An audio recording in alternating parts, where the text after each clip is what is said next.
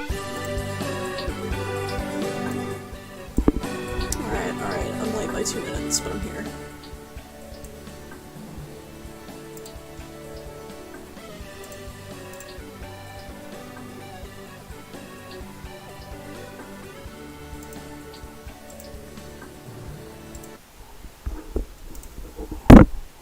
How is everyone tonight? Doing well?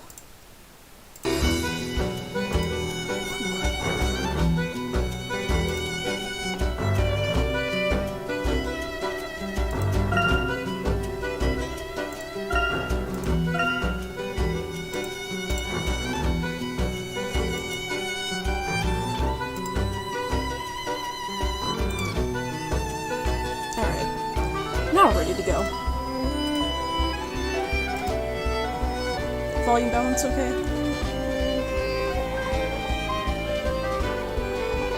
I didn't know you could still get daily puzzles in Osram Legacy.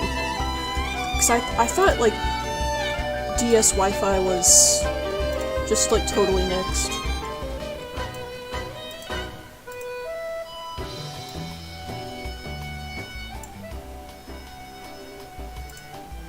How about now? Is that better?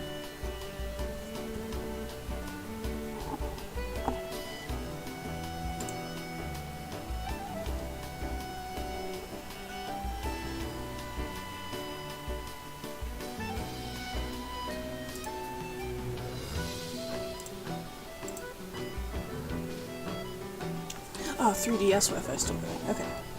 Makes sense.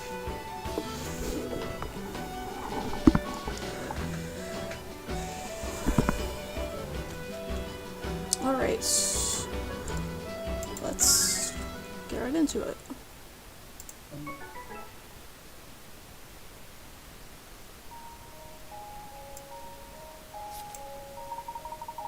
Layton tells Emmy and Luke about his past, hoping to shed some light on the present. You will find that to be a recurring theme in this game. So, back to the point where Layton is in his story. After bringing his father home, Layton goes to meet Randall.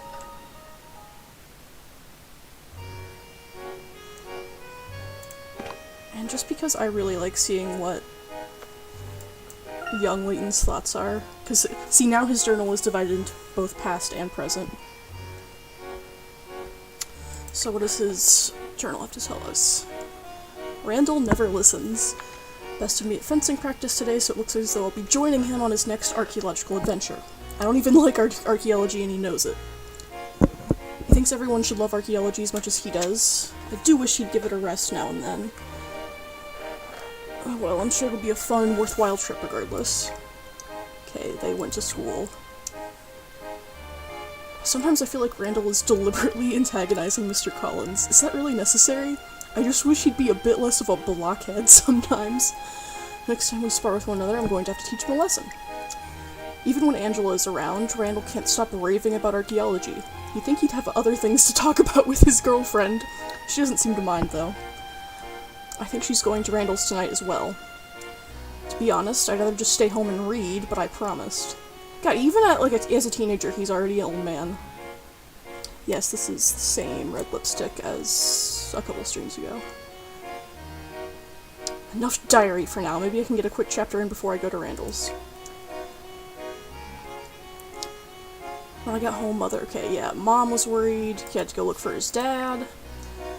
With help from quite a few of our neighbors, I finally found Father out near the forest. He claims those men in black suits were old friends of his, but it does seem odd. Apparently they came to see Norwell, so he gave them a full tour. Anyway, I've been out quite a while now, and Mother is probably fretting, so we better hurry home. Evening has flown by. Mother made stew. Don't have time for seconds. I've got to get to Randall's before it's too late. Better get going. More later. I like how he talks to his diary and keeps it updated in real time, which is exactly the sort of way I used to write in my journal in, like, 3rd, 4th, 5th grade. I had exactly the same approach to journal keeping. Sorry, I'll fix the camera in a minute. I had to rummage around and get my tablet out. There we go. Mother made stew. Fuck yeah! Exactly, yeah, Dolly got there before me. Okay, we have all kinds of crap in the collection. We have a drawing of his parents, which is adorable. Fluorescent honey, which looks like something out of Slime Rancher. Triumphant emblem, which is like their school coat of arms or something. Mess with the mini games later. Right now, we are off to Randall's. Because these flashback portions are in the same vein as Pride and Prejudice, literally just a bunch of people going to each other's houses. Oh hey Douglas, what's up? Father ran off, I already forgot what names I gave, like, the side characters.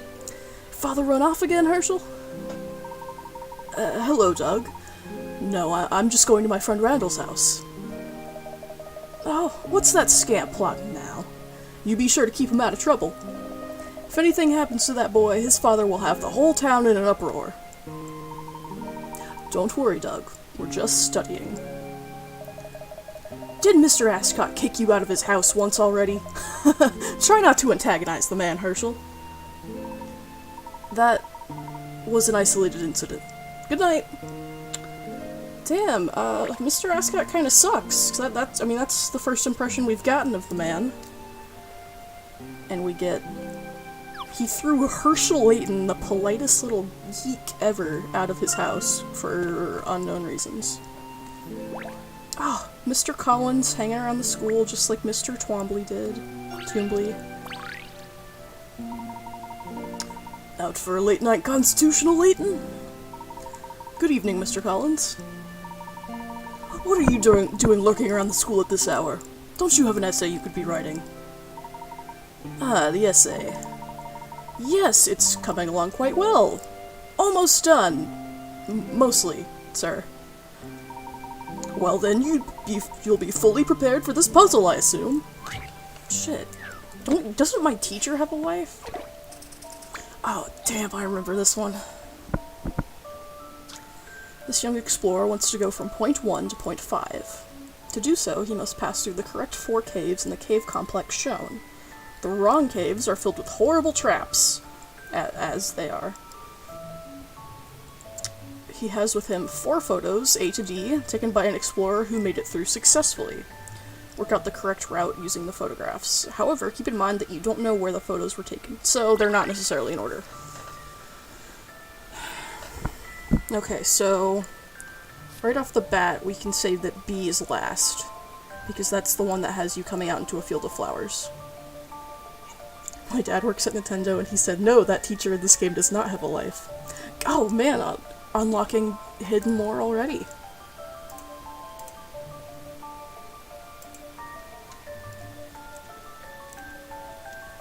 Okay, so whatever else, B is last.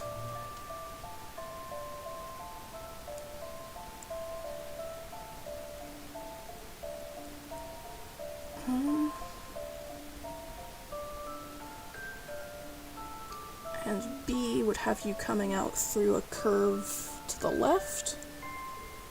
So you'd be going through this guy. So now looking at A, C, and D. Alright, the next one that sticks out is the one that has you exiting and looking directly at the wall between 2 more entrances. And it looks like that would have to be going from 2 to 3, and you'd be going through the yellow route there. And photograph D was taken about right here. So between A and C, that is kind of difficult to tell. Well, at least they're both curving around the same way. So I'm gonna say it's gonna be like the blue route for both of them. So...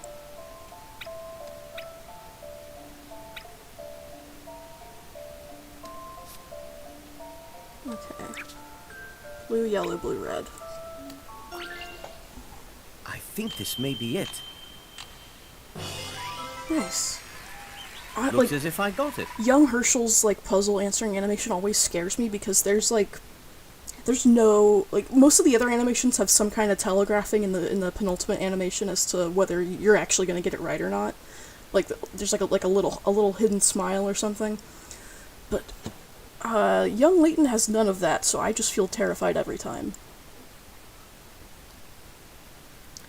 Mr. Collins is still at school because the school has him illegally teaching a 7th period with no planning. Yikes. If you take a good look at the scenery in the distance of each photo, you can tell where they're taken. The light will be on the left-hand side of the cave that bends right, and vice versa. With that in mind, you can work out the correct route. Cool, I did everything for the right reasons this time. Seems you've done your work after all. Yes, thank you, sir. Don't stay out too late. A rested mind is a spongy mind, meaning it soaks up facts and knowledge, not that it resembles cake. Cake. I'll remember that, sir. Shit, I meant to go to Randall's house. I forgot about, investigation mode. Dalston? My friend Dalston? For a second, I thought well, I already compared this section to Pride and Prejudice once, so I don't. Maybe they did make it a Pride and Prejudice allegory on purpose. Which I don't know. If someone were big-brained enough to make a Pride and Prejudice AU based on Professor Layton, I'd say you'd have Angela and Claire as sisters, with Claire Foley being shit, I can't remember anyone's names now. With Claire Foley being Elizabeth, and Layton being Mr. Darcy, and then Randall and Angela would be, Elizabeth's sister and Mr. Bingley.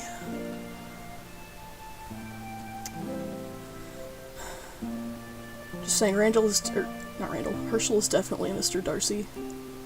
Jane. Why couldn't I remember that? I could see Rosamund Pike's face from the 2005 movie, but could not remember her name. Good God, I'm turning into my dad. I'm quite curious to find out what scheme Randall has cooked up this time.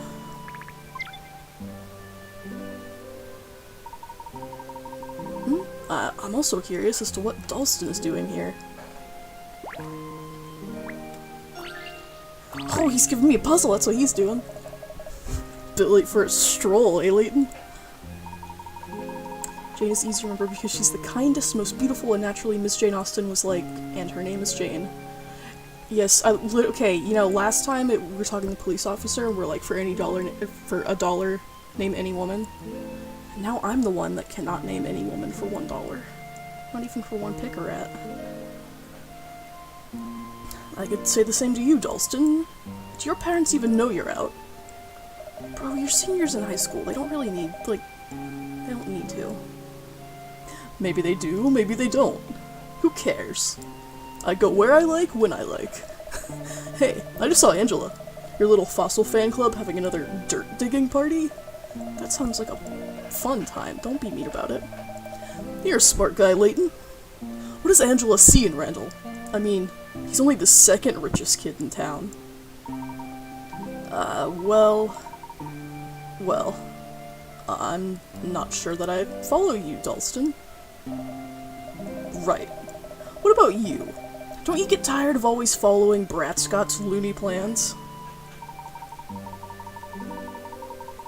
Well, I'm not as excited about archaeology as Randall is, but we always have fun. He's good at talking, that's for sure. Never shuts up. But aren't we getting a bit old for childish adventures? You're 18! You're 18! I wouldn't say that, Dalston. I mean, we're still teenagers. See? They're just starting to have childish adventures. Still teenagers? You mean we're already teenagers? You want to spend your entire life worrying about old bits of paper like this?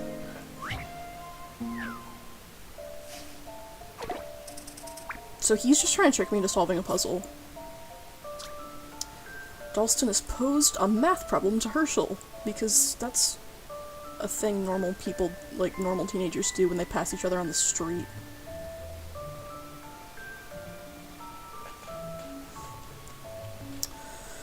It's written on a homework sheet, but it's torn in several places, making it very difficult to read. Dalston smirks as he watches Herschel examine the puzzle. With an air of self-satisfaction, he says, "Still struggling? But this is the simplest math problem ever. Can you help Herschel work out the answer to the problem? Write down the number." Okay. Let's see. Let's do a quick little...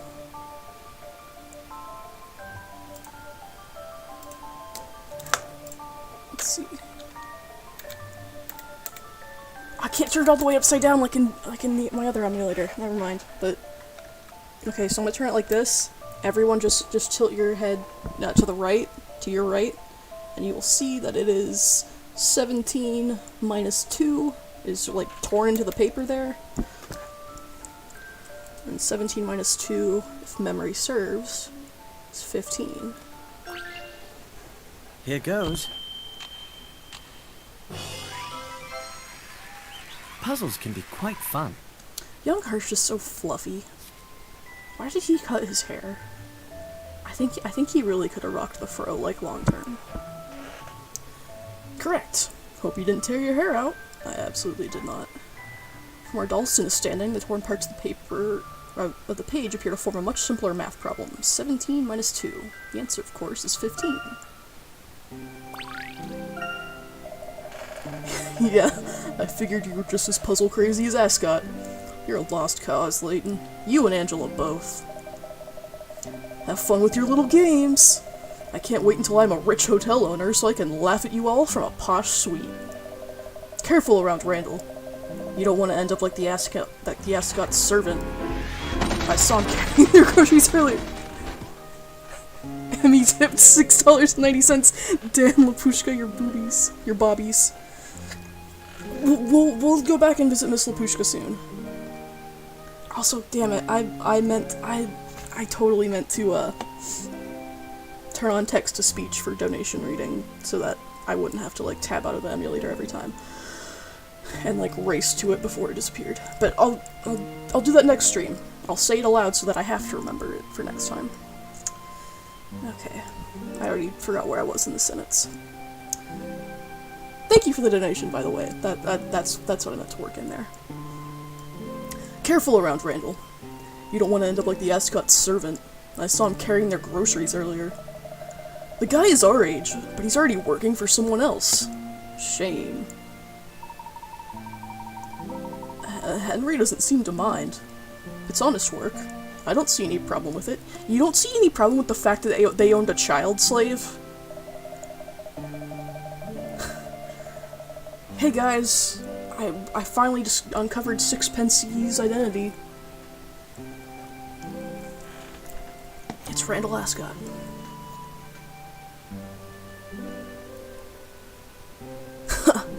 Well, nobody's gonna be the boss of me, I'll tell you that. Especially not anyone from the Bratscott family. I'm getting a bit ahead of myself in terms of, like, Henry's backstory, but, like, he's literally, like, been like, training to be a butler with him since he was a child. It's kind of weird. Which is, like, the main reason I don't get why, like, Randall and Henry is, like, the ship in this game. You sound awfully bitter, Dalston. If you would like to join Randall, Angela, and me sometime, you can just ask. You don't have to neg me into an invitation. Anyway, I should go. See you tomorrow.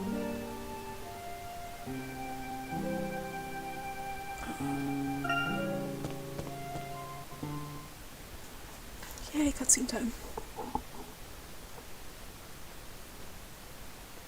Oh, Herschel! Angela, perfect timing. Beautiful night, isn't it? Yes, it is. Randall seems to be quite single-minded lately. Yeah, that's Randall.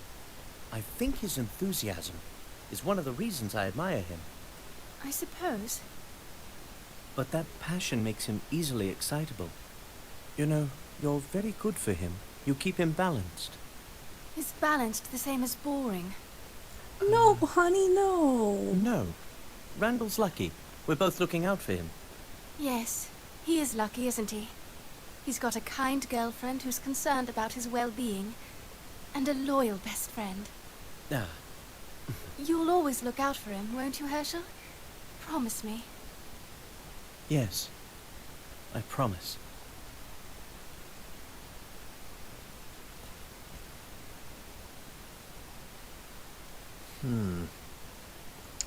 house. A little bit suspicious there, Henry. Ah, fresh spring air. It's good to go outside once in a while. I hope things can just stay the way they are. I slipped here earlier. I'll be more careful now. Look how the moon is reflected in the water. Sorry, I'm gonna, like, just bug every little piece of information out of these two, because I like hearing like, the baby Stansbury gang's thoughts on things. Well, basically, I'm just really biased towards Miracle Mask, and I am bound to, like, just indulge it as much as possible, even when I skip certain things over in other games.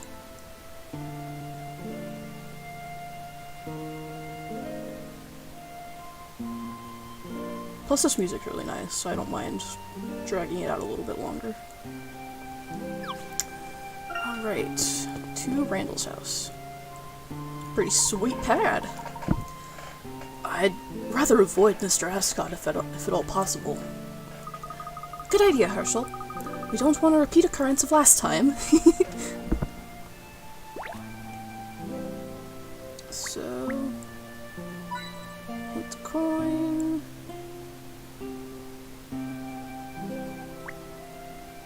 Come on, there's something. Heat coin. Bet you anything that's Randall's window. No, that's Randall's window. The ivy on the wall is really the VIP entrance to Randall's room, isn't it? I could count the number of times I've used the front door here on one hand, with 3 fingers. Randall's father isn't that bad, you know. He's just strict. Very strict. I know. Let's give Randall the signal. Would you like to do the honors, Herschel?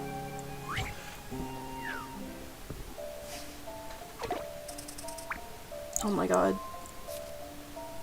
King of having a puzzle set up just to enter his house. Ring the bell and send the signal to Randall. Set the order in which the 4 slingshots are shot. The shots will bounce off walls once, and any obstructions they hit will break and disappear. If you get it right, the bell will ring. Okay. I'm just gonna place these randomly and see what happens.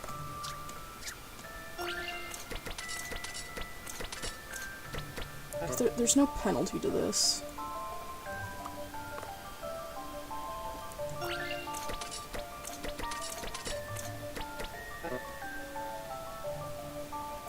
I need this one to go last, because I need it to ricochet, like, up this way and then back towards the bell, is what I think it'll do.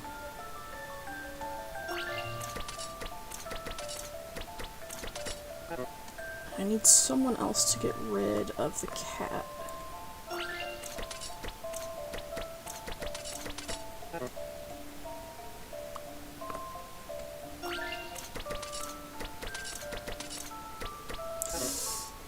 That was so close. Like, that was what I thought needed to happen, but maybe not.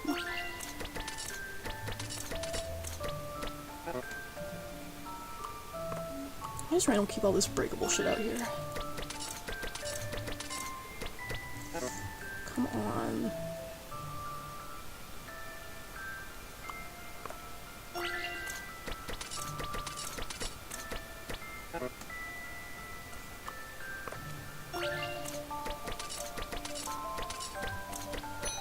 There we go. A little bit of trial and error. Here goes.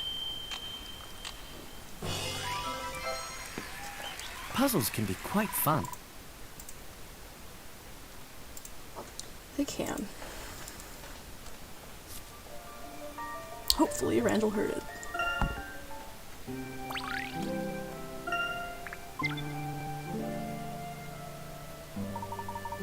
Always a satisfying shot. Let's go.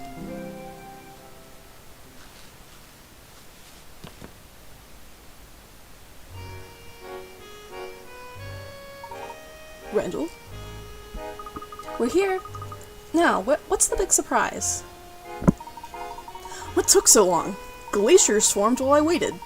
Did you have to protect Angela from some evil dangers along the way, Herschel?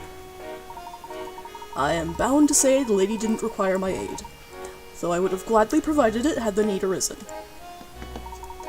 Always the perfect gentleman, eh, Herschel? Chivalry's dead. You know that, right?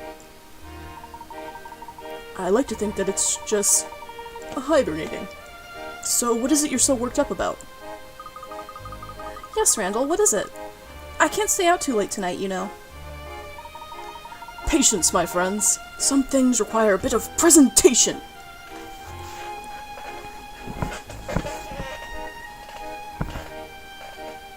He's just like Megamind.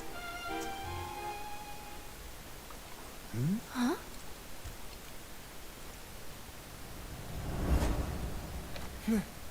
Is that the Mask of Chaos?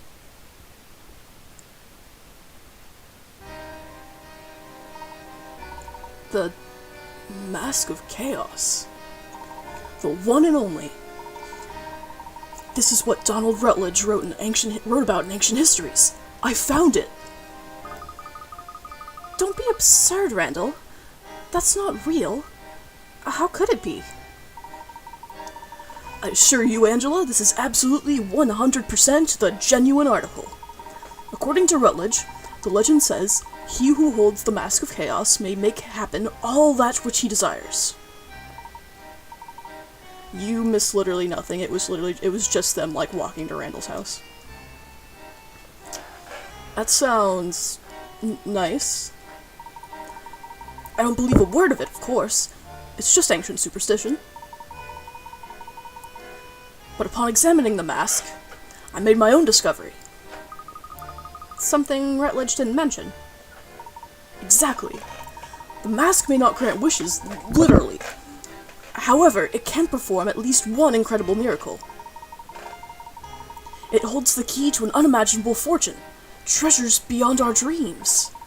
If I can crack the puzzle of the mask, it'll lead me straight to unknown riches. Well, say something. Are you ready for a true archaeological expedition? Not quite. Randall, how do you know this is the real mask? Where did you get it? Both fair questions, my dear Herschel. It wasn't easy. I had to crack a devilish puzzle to get my hands on the mask. A puzzle? What puzzle? He's gonna make us do it now. Take a look at this. Oh no, he's... Behold!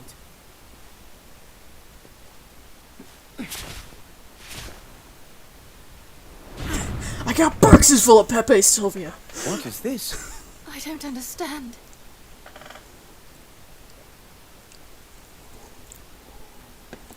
We made the trip to Monte d'Or to investigate the Mask of Chaos. There, we witnessed a terrifying sight. Civilians petrified before our very eyes. So yeah, that was the end of the last flashback. We met Angela Lador, an old friend of the Professor's. We also learned of a tragic event in Professor Layton's past. I didn't get much sleep that night, but the sunrise was quite beautiful. Best cutscene coming up. If it's in this version, I hope it is. I can't remember if it was a Miracle Mask Plus thing or not.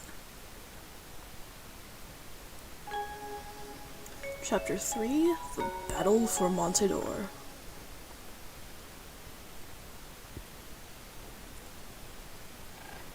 Yes, here we go.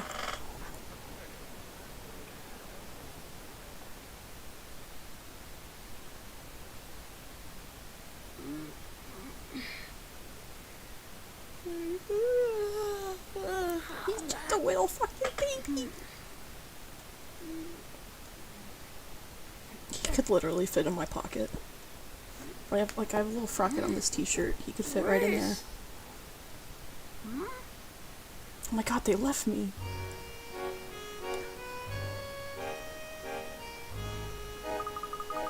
Good of you to join us, Luke. I thought the Professor's apprentice would have been up at the crack of dawn.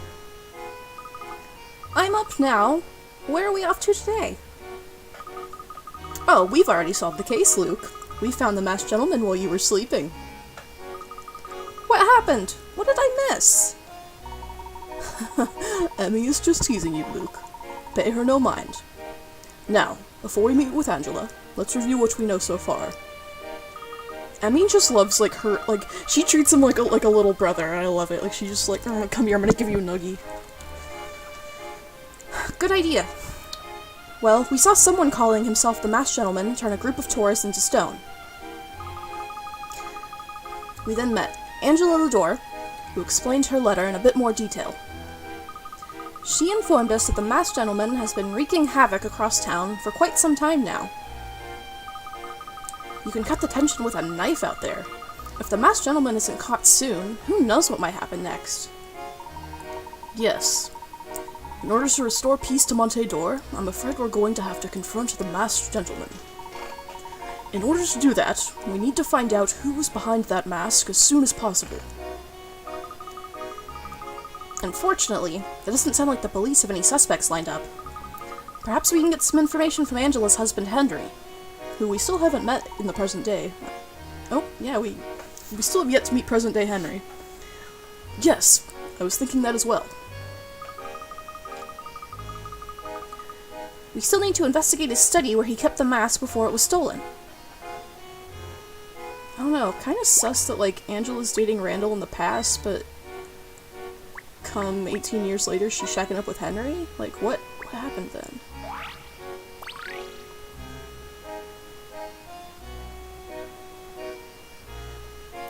We found a new item, alarm clock. Apparently did not go off for Luke.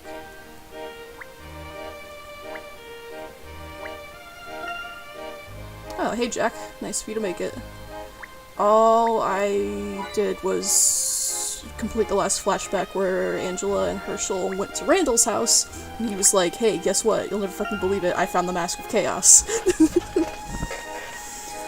Okay, cool. Just want to make sure everyone's up to speed before I keep going. Can we do a puzzle about pillows? This is a pleasant surprise. A hidden puzzle. Is that like part of the turn down service? Attention immediately snapping to the stream every time you say Rutledge.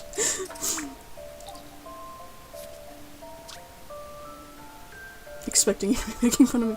Okay, like... Can I, like, is it gonna be me, like, doxing you to explain why this is funny to the rest of the class, or, like, do you want to do it yourself? Or should I just avoid the subject entirely? Yeah, Rutledge is his middle name, which is really funny.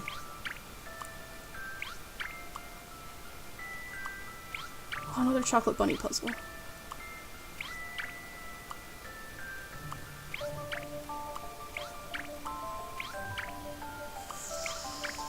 Come on, get out of here. If they can hunt me down with that, then they deserve it.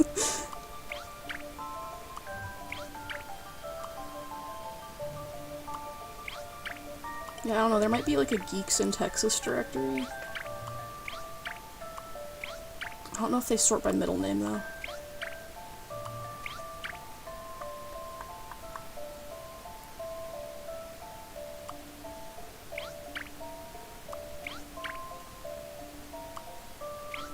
Okay. Just fucking everything up spectacularly. How do I take care of these two guys?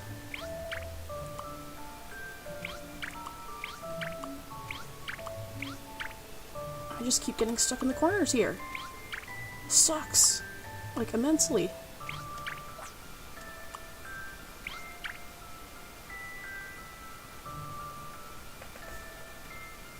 Whatever combo you search my name and there's already some significantly more famous dude, though. Yeah, what, you mean you didn't write Call of the Wild?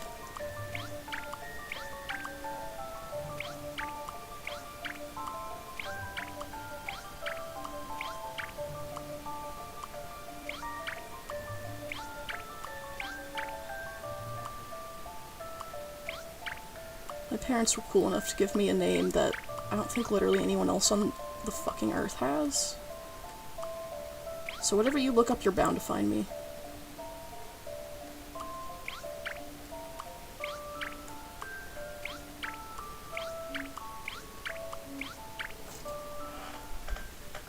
going for it. I'm pretty sure most of the chat here has my Yeah, that's actual that. address, so... You could solve that in 6 moves? No fucking way. Very taxing, but still enjoyable.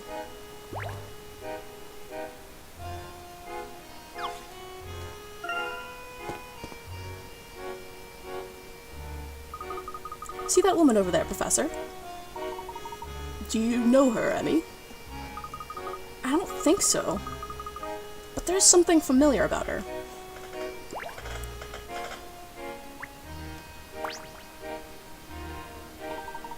Don't you just love Montedor? The parade, the carnival, the costumes, the puzzles. Why, it's enough to make a granny blush. You folks look like you may have some brains between you. Are you puzzlers? Yes, we are. I'm sorry. Don't I know you? No, that isn't me. I'm from out of town, just trying to keep a low profile, you know. You can call me Nanograms. Very well. Nanograms it is. A pleasure. Did you say something about puzzles? I did. I bear such a resemblance to other beautiful and clairvoyant puzzle keepers that I thought I'd take up that duty, you know. So now we have, like, this ambiguous canon that Granny Riddleton is not a singular person, but, like, a species, kind of like Nurse Joy and Officer Jenny.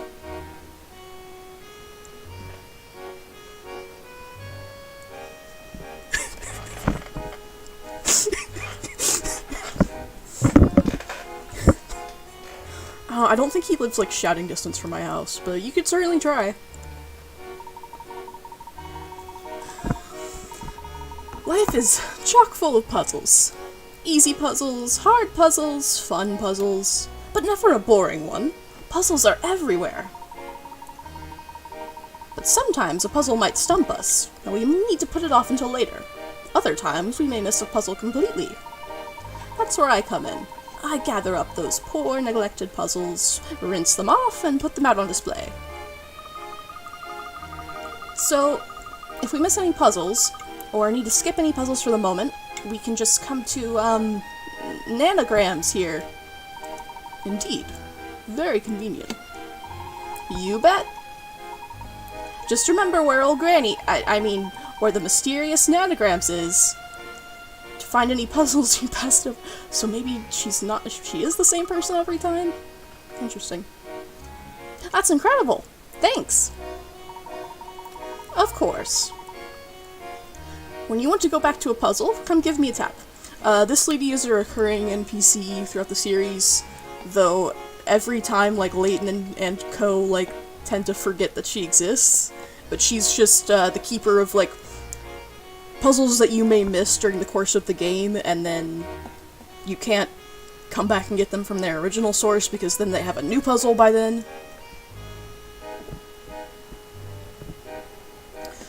Anyway, this is just where she rounds up puzzles that may disappear at the end of a chapter or something.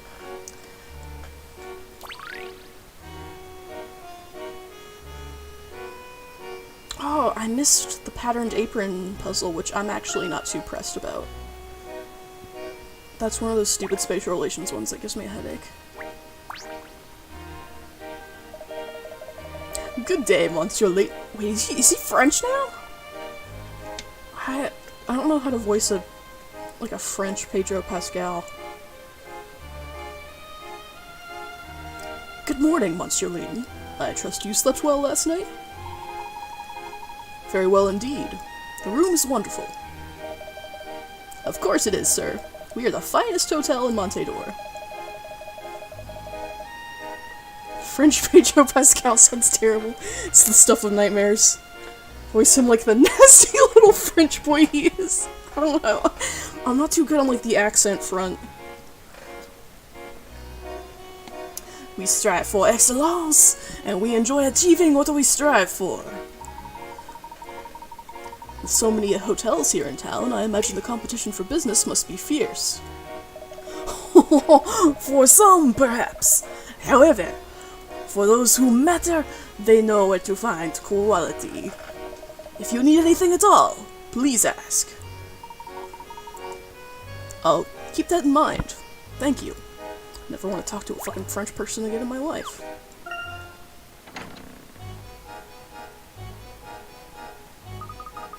The town certainly has quieted down since last night. I wouldn't count on that lasting for long. Do you think there will be another parade tonight, Professor? Your French sounds like a bad Cajun accent. I love it. Well, apologies. I took Spanish in high school and not French. I don't know, Luke, but I'm sure there will be plenty of exciting events regardless. Professor, should we continue gathering information from witnesses? Yes, Emmy. I was thinking that we could ask around on our way to the Lador estate. Professor, look! There's that little girl who was lost yesterday. Let me guess, she fucking lost again?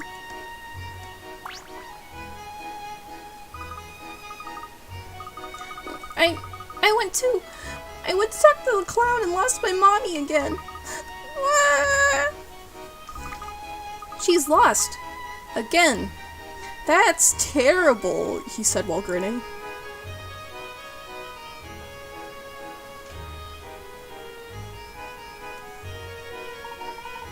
We must continue our investigation, but a true gentleman would never abandon someone in need. Or, you know, like a lost child. I'm pretty sure that's not even a gentleman thing, that's just like a human decency thing. Right, let's find this girl's mother. Again.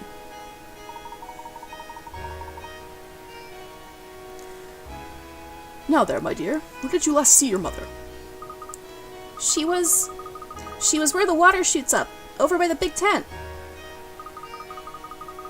This kid is so suspicious. No one has a hat that big without hiding something. What about the professor? She must be in Carnival Square, Professor. Let's go check it out.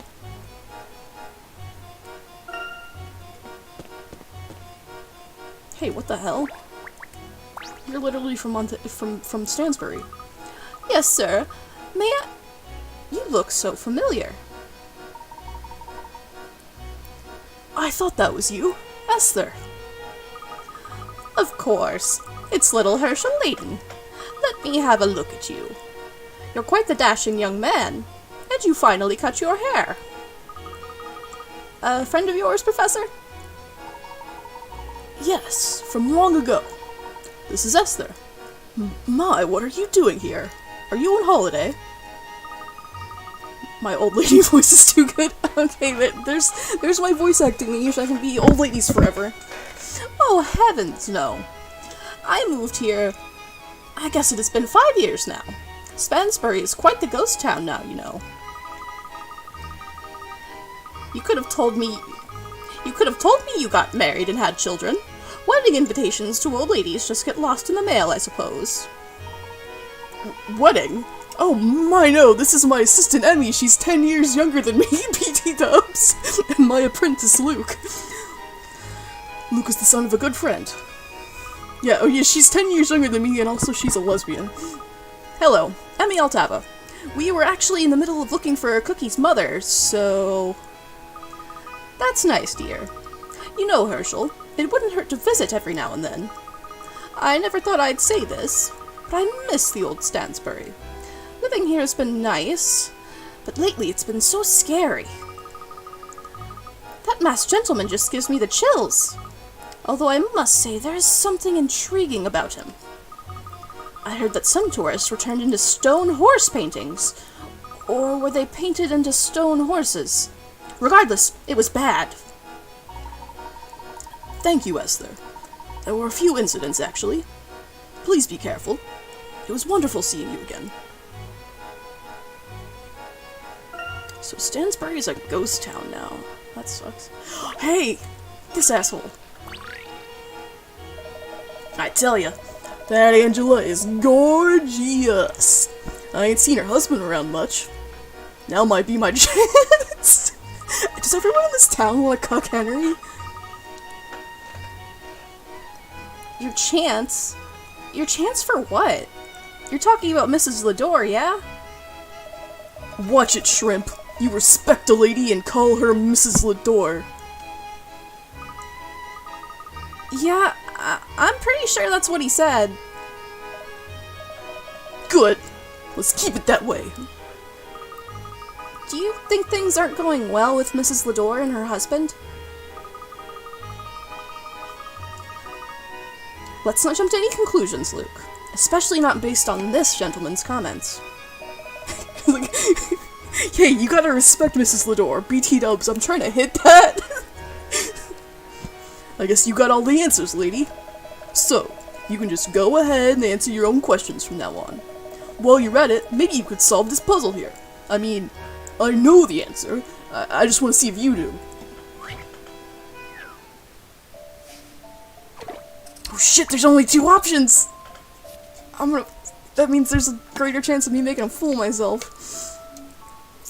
A and B are confronting each other in a 10-round card game. The rules of this game are simple. Fire beats wood, wood beats water, and water beats fire. They couldn't say grass because then they'd be in trouble with Pokemon. Player A drew fire 3 times, wood 5 times, and water twice, while player B drew fire twice, wood 5 times, and water 3 times. There were no ties. You work out who won over 10 rounds. Oh shit. Okay, let me put that up there and go to memo. Okay, so we got... A has fire.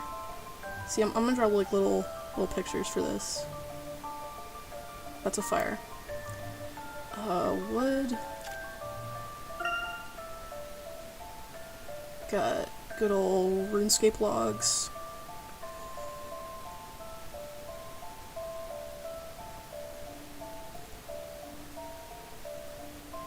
And water. That's easy enough.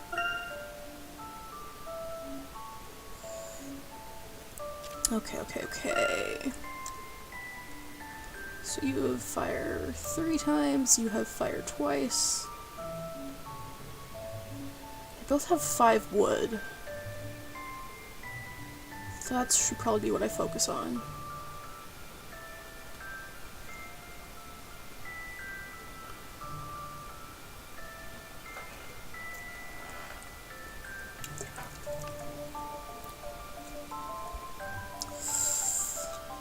How do I chart this out without taking up an absurd amount of space? I'm not even sure I need to chart it out.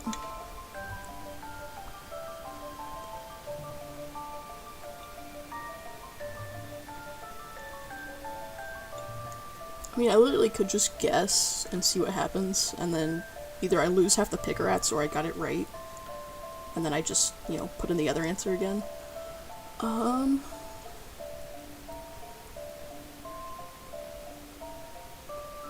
So, between your 5 wood, yes, I would not be truly be solving it. That would be the opposite of what a gentleman does. So I'm going to honor the professor's will and work out this puzzle the honest, old-fashioned way.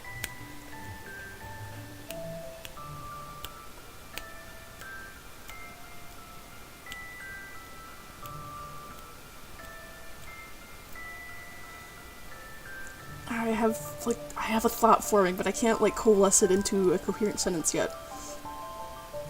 So, let me get, like, another fucking color. Okay, so between your 5 wood, that means you lost twice and won 3 times. So, it's +3, +2 for you. Between your 5 wood, that means you lost 3 times and won twice.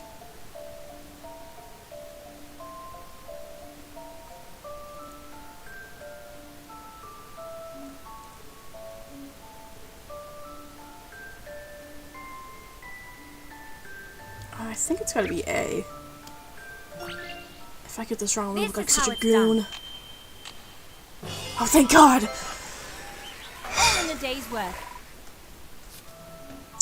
If A 132 when A drew wood, and A also 132 when B drew wood, player A must be the overall winner. Wahoo! I even got it right for the right reasons. Too bad. I thought you were smarter than... Wait, you solved it? But I've been rolling that around in my head for weeks. Yes, well, keep rolling it around in there. See if it ever comes back to you.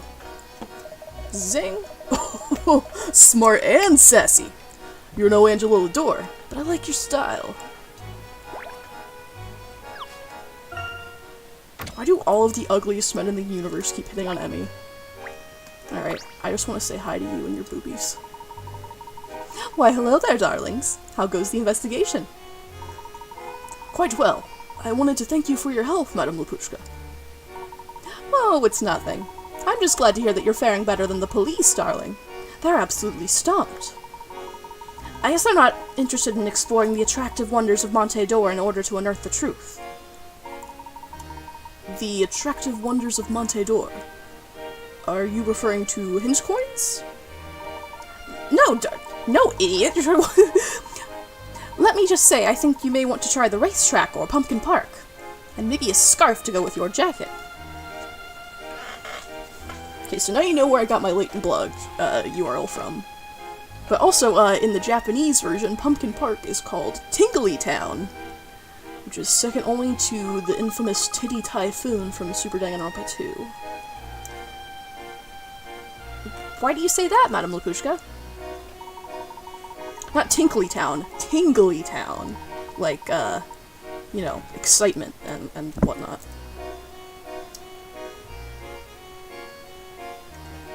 It's not, it's a G, not a K. Okay, yeah, whatever, it's Piss Park now. Are you happy? Well, if the masked gentleman likes crowds, why not search where people gather? And a scarf would brighten up this look, darling. Points taken. Thank you. Okay, so she's just trying to make a sale, but I respect her grind. And who is this motherfucker? My shining teeth are a striking reflection of my massive wealth. Oh my! Go away, you little ragamuffins. Nice to meet you too, sir. My shining teeth and me? What's your name, shiny rich man? Oh, what charming little street urchins. My name is Sterling, my dear. Isn't it past your bedtime yet? Dude, it's like 9 AM. It's morning, shiny tooth. It is? Oh my, where's the time gone? Well, are you children lost? I'm sorry, but I can't give you any money. I'm trying to help this girl find her mother, so she can stay with her from now on. One lost child helping another lost child? Now that is rich. Now that I think about it, I saw a woman with bobbed hair and white trousers near Carnival Square. She was asking around for her daughter. That must be her. Thanks, Mr. Sterling. Yeah, thanks. Keep flashing them choppers. Not at all. I'm just glad to... Choppers? Well, I never.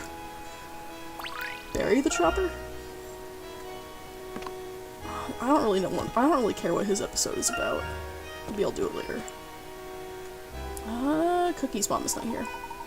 The museum is still closed. The police must be investigating the scene. My mother was upset that we couldn't get into the museum. Me, not so much. I wonder if they'll reopen the museum. They gotta at some point, don't they? Otherwise, it'll turn into a museum. I imagine all of that will depend on what the police find and when they find it. Okay. Looks like I have to talk to you to find Cookie's mom.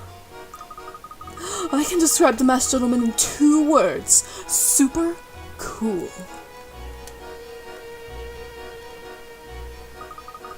I just have to see what he looks like under that mask. I drove all the way across the desert just to see him perform. I bet he's super cute, super gorgeous. I bet he's as mouth-watering as a hunk of cake. God, how many times people mentioned cake in this game already? And now we're gonna do a puzzle about cake. Yes, we are. Ooh, cake puzzle. A, B, and C each ate one of 3 differently sized slices of strawberry cake. A says C ate the medium slice and B had the large one. B says A had the large slice and I had the medium one. A and B have each made one statement that is true and one that is false. Can you work out who ate which slice? Move the slices onto the plates to answer. Okay, what I'm really pissed off about is that I vaguely remember how this works out, and it turns out that they're both lying, trying to act like they didn't eat. They're both trying to act like they ate smaller pieces of cake than they actually did. Me and the girls eating the Happy Birthday Women cake. Oh man, I don't have any Happy Birthday Woman cake. I have a Happy Birthday Woman croissant, maybe.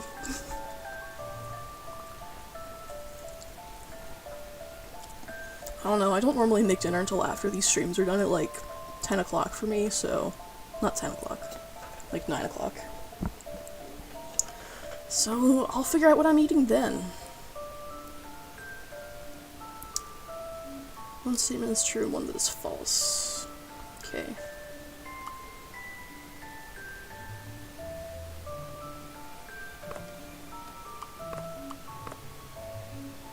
Let's try that. Please, allow me. An assistant can solve a puzzle or two. Correct. The small slice was eaten by B, the medium by C, and the large by A. A must have wanted to cover up her greed, but why did B bother to lie? This is not a feminist puzzle. New shop aisle. Absolutely unbelievably genius. I thought you'd be stumped for sure. For sure. Maddie, aren't you scared of the masked gentleman after what he did yesterday? Are you kidding? I would adore a stone statue of myself. It might be tough to ship myself back to the city, but so what? The next time the masked gentleman appears, I want a front row seat. It's a hit. The best show of the season. You do know it's not really a show, right? Oh, you are so right. What am I thinking? Show. Bah! The masked gentleman is a way of life. Well, the same could be said for losing your life savings in the casinos here. Have you seen the masked gentleman in the casinos? Is that what you're saying? Which one? Tell me! Tell me! I'll tell you where to find a therapist. Okay, first, gotta do the shop aisles. Oh shit, I have 2! I forgot about the other one. Okay. I think Carrie Blue has an arrangement. Okay, whatever. Okay, so let's go... That's like the tallest item I have. That's gonna have to go, like, down here, I think. It's gonna have to end going this way. So, let's go like this. No.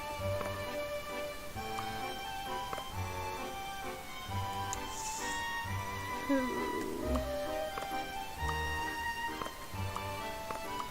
So go yellow, plate, red, teapot.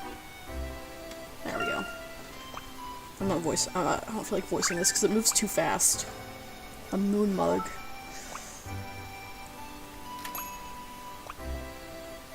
More yellow.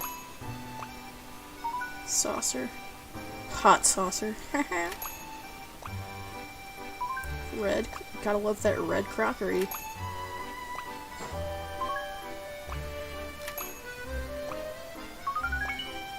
A duckling pot. Okay, I kinda want that. Like in real life. Woo! Capitalism. Whatever, I'm supporting small businesses. It's fine. Explorers' needs. Okay. The little NPC, little dude showing up here better fucking be Pavel. Or I'm gonna be seriously chafed. Okay.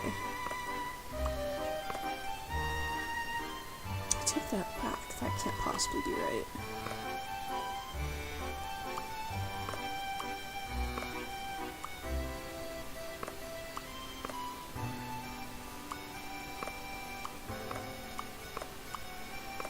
do I get to green has to be the last item, which means I have to get from blue camera to green camera. That means blue lantern to blue camera. So that's gonna be like this. There we go.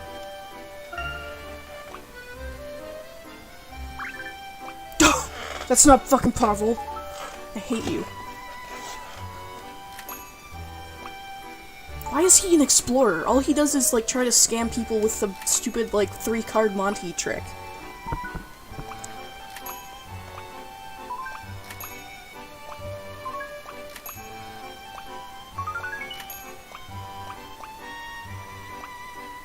Okay, cool. Epic feminism win by making men buy all this crap from me.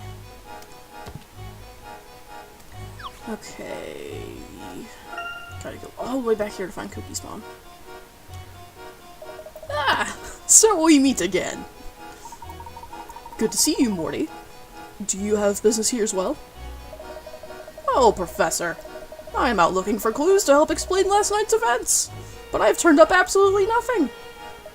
I always wanted to be a detective, so I thought perhaps I could find something and help out a bit, but I failed.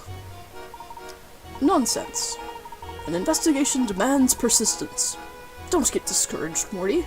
This is quite a tricky case. Why on earth would I make a Rick and Morty joke about this guy? I mean, I get, like, because his name's Morty, but, like, why would I make a Rick and Morty joke? Thank you, Professor. I'll remember that. Oh, where did this little girl come from? Weren't you with a young boy earlier? Yes. See, you do have quite the observant eye. This is Cookie. I'm lost. Or my mom's lost. However you want to look at it. Oh, you're proud I didn't make a Rick and Morty joke? I'm glad I overshot your expectations.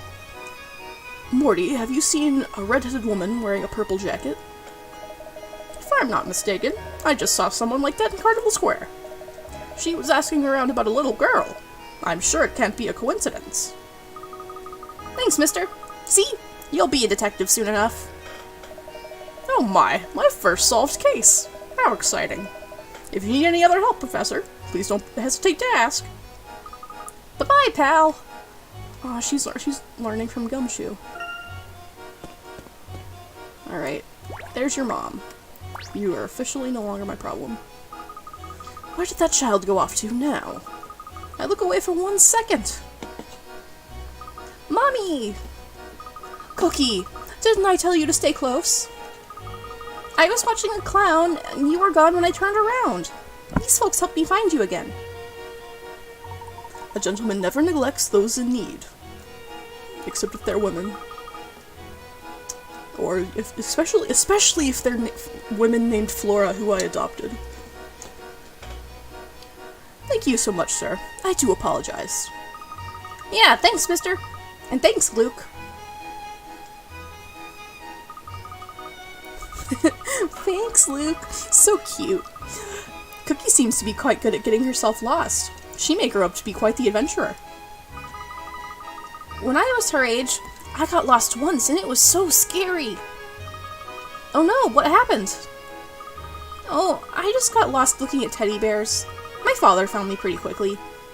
I guess it's not so scary when I say it out loud. God, you are so adorable! Now that we've done our good deed for the day, let's head to the Ladors and speak with Henry.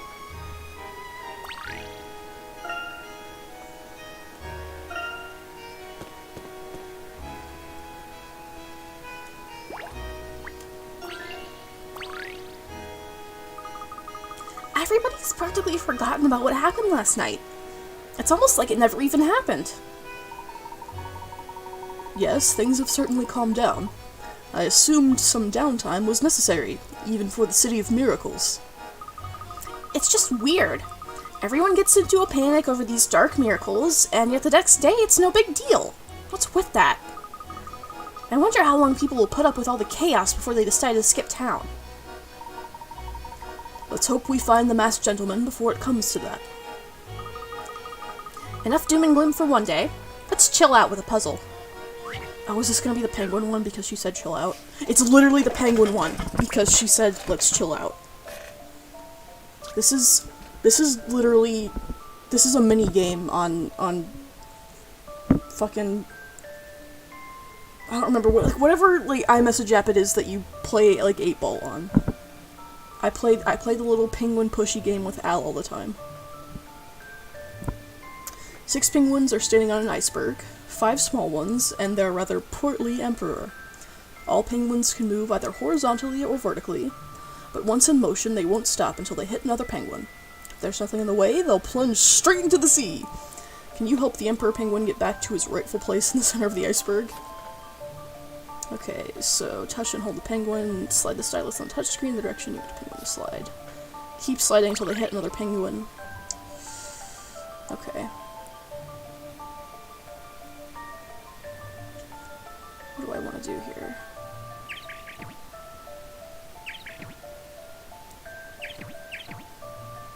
Oh, I still need someone to get into this gap right here. Not gonna work. Monarchy puzzle.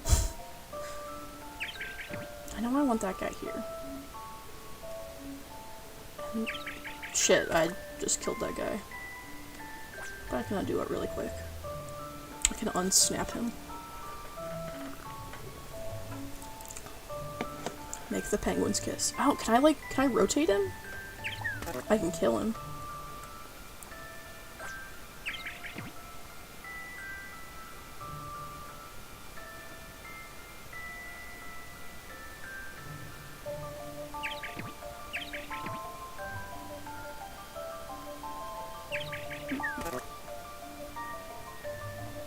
Mario's original sin. Almost said these look like the penguins from Super Mario Galaxy, but both of those penguins are just modeled after normal-looking penguins. Oh my god, you guys! They made the penguins from video games into a real thing.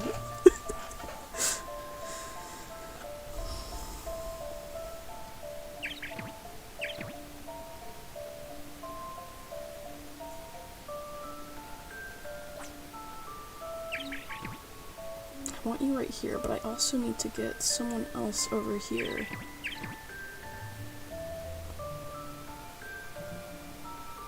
They made penguins real? Let's throw them off a cliff.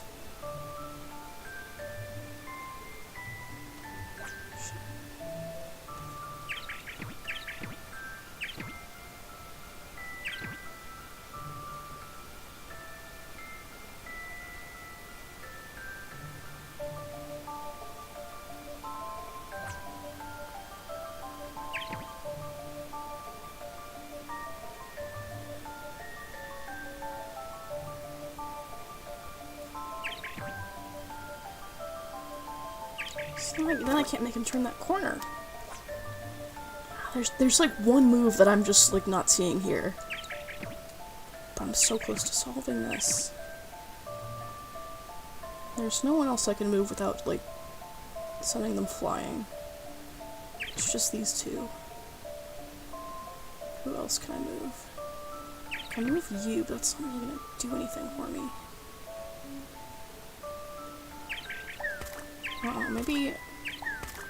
Maybe we just don't have penguins anymore. Oh look, they're all dead. Problem solved.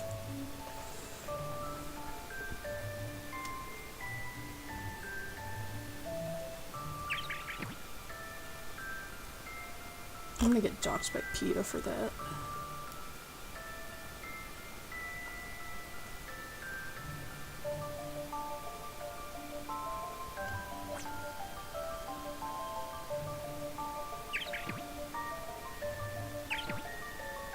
That does something for me. That very much does something for me.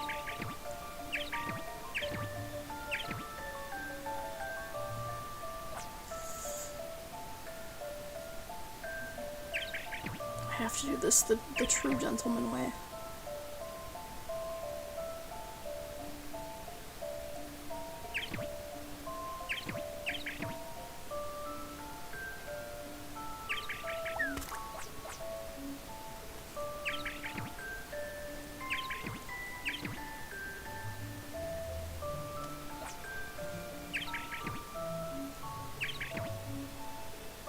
God, this puzzle music is almost like a lullaby.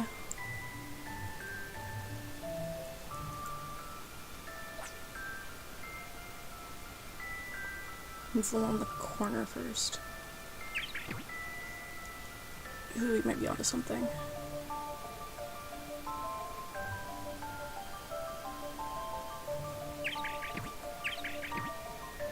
And what do I have here?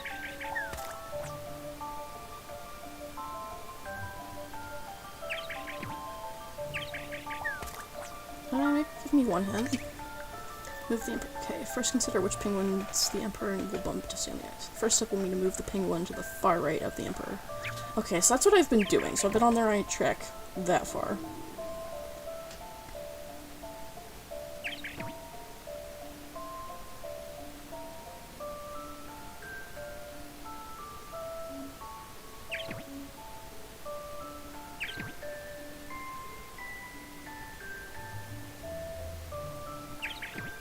I feel like this is a strong showing of sock adjacent people, given how we all fucking have our name colors set to purple. Yeah, you're what, like, the Susie Hive, the sock drawer? I don't know. Most importantly, you're my friends.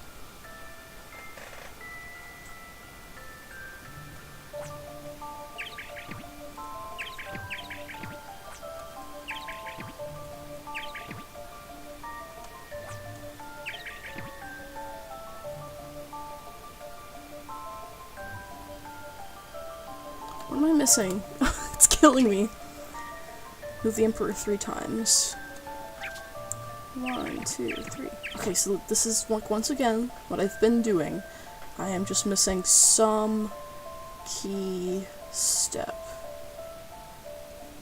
Who the hell else can I move here that's not gonna fall into the water? There's that guy.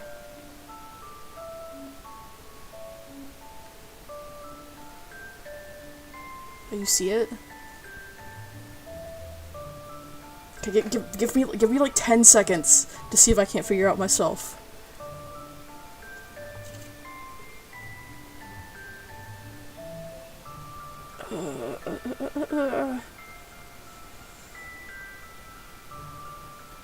Who needs to move? Who needs to move? You can't go anywhere. You can't go any.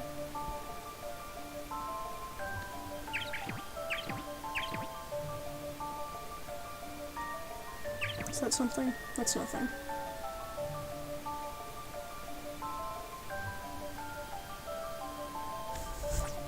Oops, I fucked it up again. Okay. Wait, I didn't have to move anybody. I just had to move him I just had to move him extra steps. Alright. Thank you guys for seeing what I couldn't. Puzzle without a solution.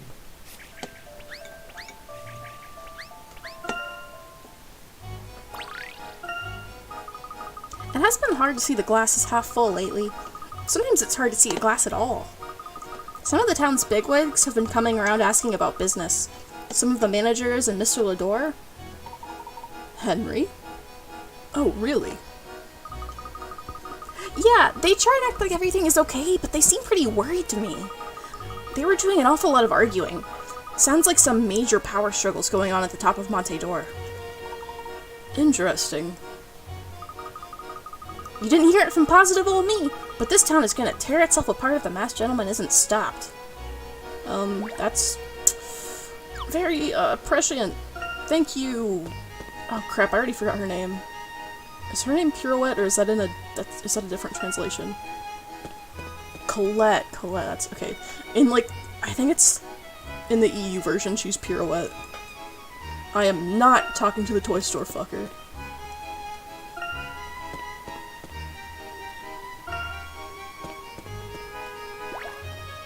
Alright.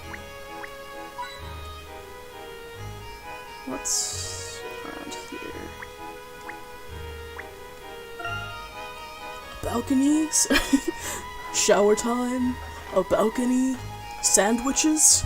And a cup of Earl Grey. And diesel jeans. A perfect scene.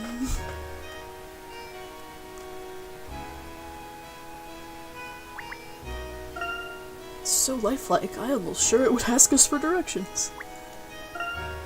Who is it supposed to be? Someone famous? Don't look at the eyes! She'll stare right back at you. Yikes.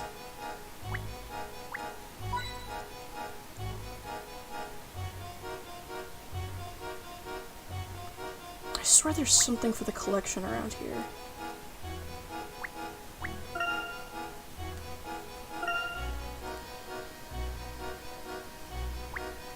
Is that it? Yeah.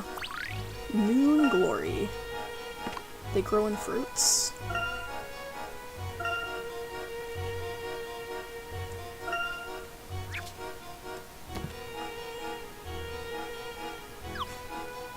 Alright. Let me in, Angela.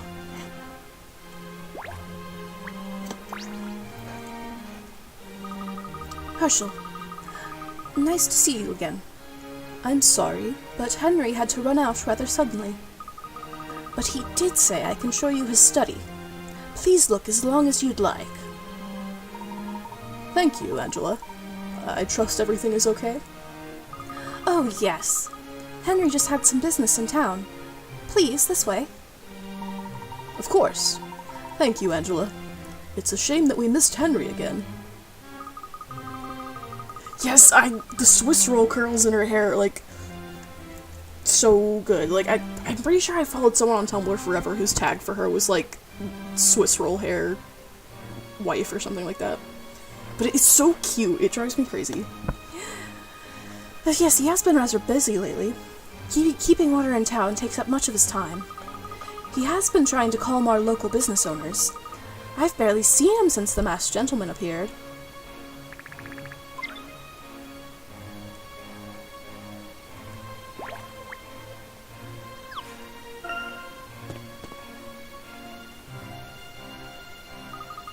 Oh my, what a beautiful study. It's tidier than a hospital in here. A hospital? Yes, cleaning is Henry's hobby. That's not neurotic in the slightest. I see. How fascinating. Angela, this home is quite large. Damn, bitch, you live like this? Is it just you and Henry here? Have you had any kids? We also have the servants, but Henry does most of the work. When he's anxious, well, he likes to be productive. When he's anxious, which is all the fucking time. Exactly, Emmy's like, he must be anxious often. It sounds as if he built Monte d'Or from nothing. Yes, Henry's quite amazing in that way. He's always been very focused like that. Well, at least ever since Randall. You pooped out any little freaks yet, or what? Why are you wasting your child hearing you're solving puzzles? Please investigate the study for as long as you'd like. I'll try and stay out of your way.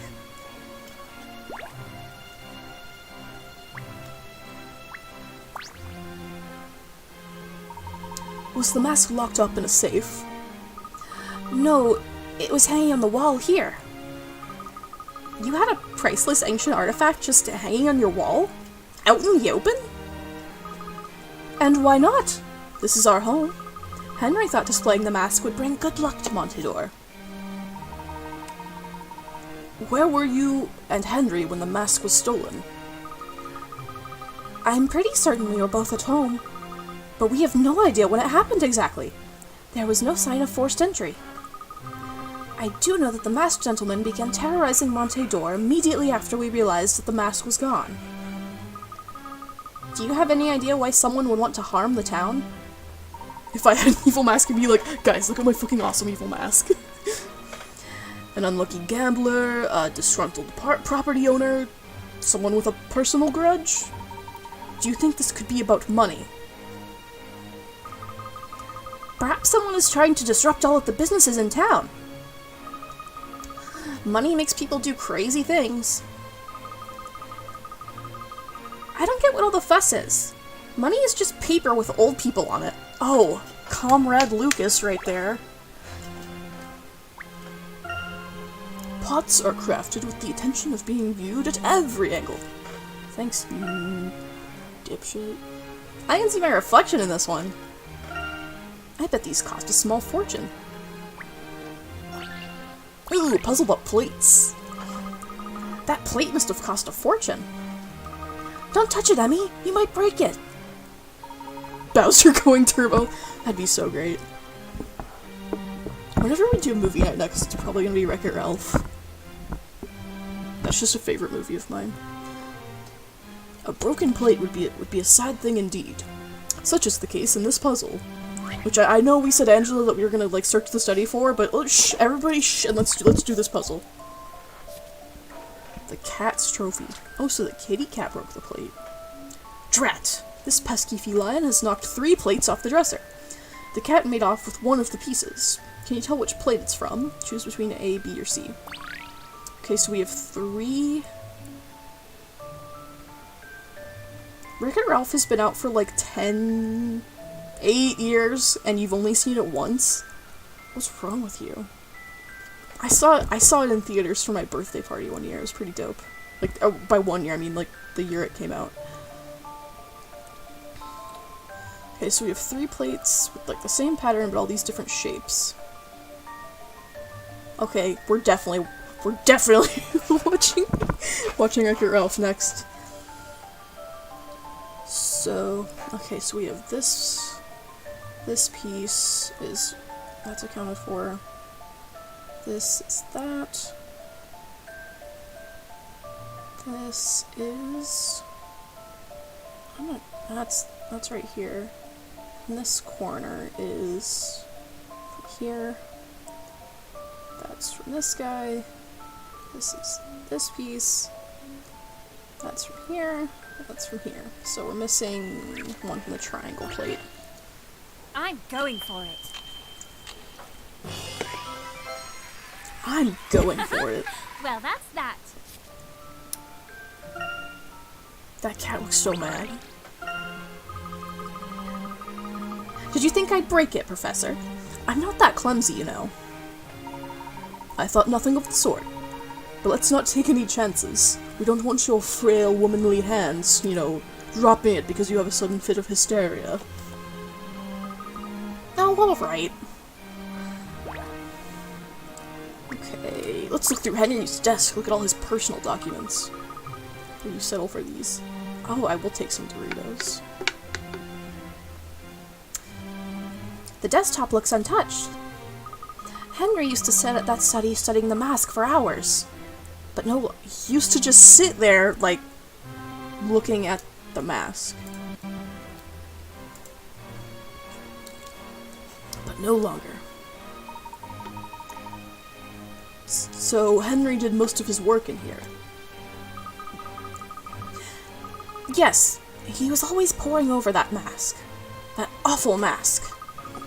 I wish Randall never found that stupid mask all those years ago. That thing tore us all apart.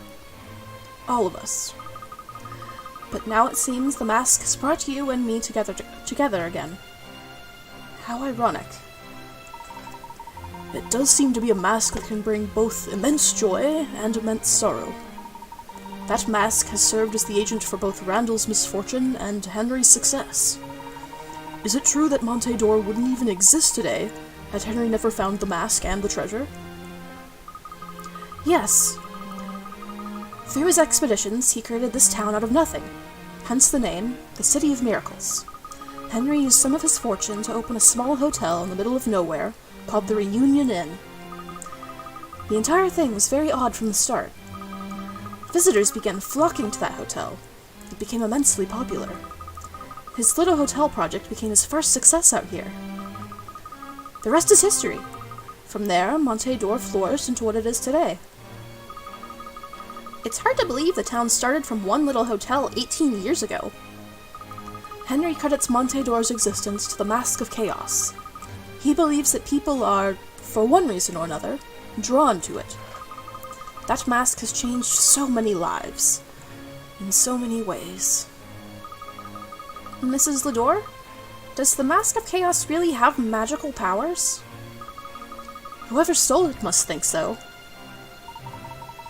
Yes, I'm interested in the motives of whoever stole the mask. I have a feeling everything will fall into place once we find the perpetrator. proud of us for not making a stone mask joke. It's not a fucking JoJo's reference, you piece of shit, weeaboo.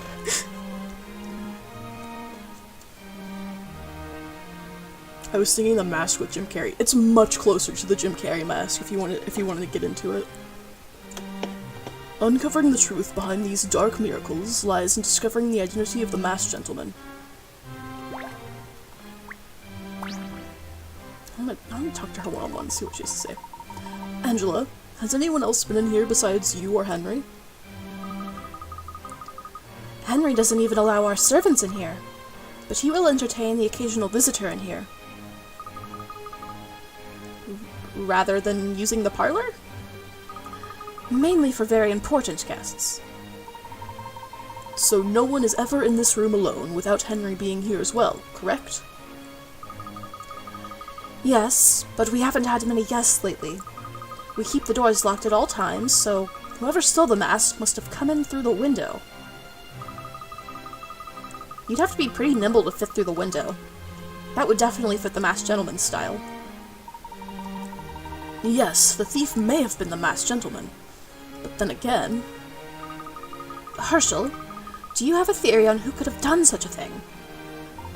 The masked gentleman is most likely someone very familiar with this town. He could be an ordinary citizen hiding behind an ordinary existence. One of our own residents? Angela, who here in town would benefit from the turmoil of recent events? Who? Why, I can't imagine that anyone would benefit from this madness. Someone with a grudge against Henry? Or anyone you've had trouble with in the past? The only person I can think of with a grudge against Henry is Dalston. Dalston, eh? Sounds suspicious to me. Alphonse Dalston. Do you know this cad, Professor? I feel like most Layton games wind up with the theme of rich people causing problems. That's exactly what it is. Literally, like, the 7th game is called Catriel and the Millionaire's Conspiracy, which actually, in an odd turn of events, is one guy causing problems for a bunch of rich people. Yes, Herschel, the same. Dalston was an acquaintance of ours back in Stansbury. Between the two of them, Dalston and Henry own most of the casinos in town. They've been business rivals for years. Do you know this fucker, Professor? I believe they also had quarrels over the property lines of some of Henry's hotels. I wouldn't be surprised if Dalston set out to sabotage Henry. You know Dalston, Herschel. Yes, but I don't want to jump to any conclusions just yet. I'm really noticing in this game in particular just how many of Layton's sentences just start with yes. Also, Dalston has been receiving advance warnings from the masked gentleman. Henry has received these warnings as well, but no one else. I don't want to cast suspicion, but Dalston seems to have some sort of connection with the masked gentleman. I find that very suspicious, Mrs. Lador. That is rather odd. I think it definitely warrants some investigation. Let's go talk to him right now, Professor. If you want to talk to Dalston, his house is just west of your hotel. Okay, looks like we got another old friend we gotta meet up with. After I poke around this room a little bit more.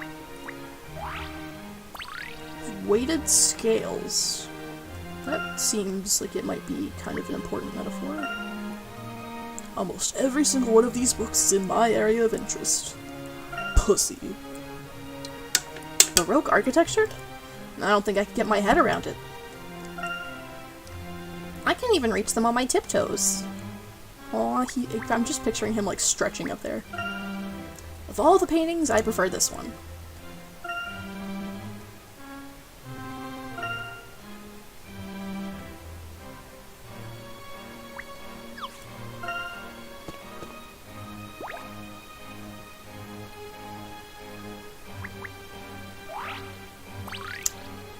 Captured Queen. Those are two very interesting items. These scales can't make any useful judgments with these uneven pans. The keystone chess piece, captured by an opposing bishop after a blunder. Remember that, it'll be on the quiz.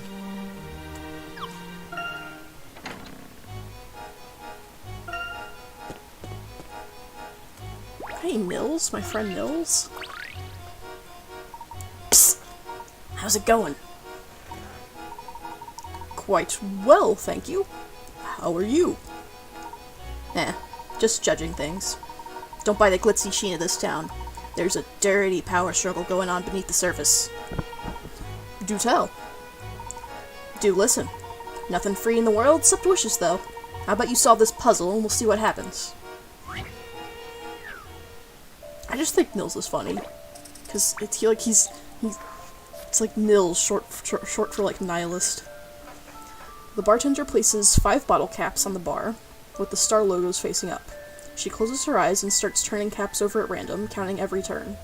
Once she reaches 25, she suddenly slams her hand onto the bar, covers up one of the caps, and asks you, is the logo of this cap facing up or down? With the situation shown in the diagram above, can you answer her question? It's facing up, because if it was facing down, she'd be cutting her hands on the little spikes that are on, like, beer Just caps. a dash of puzzle solving here. Never mind, I'm fucking wrong. Well, that won't do it all.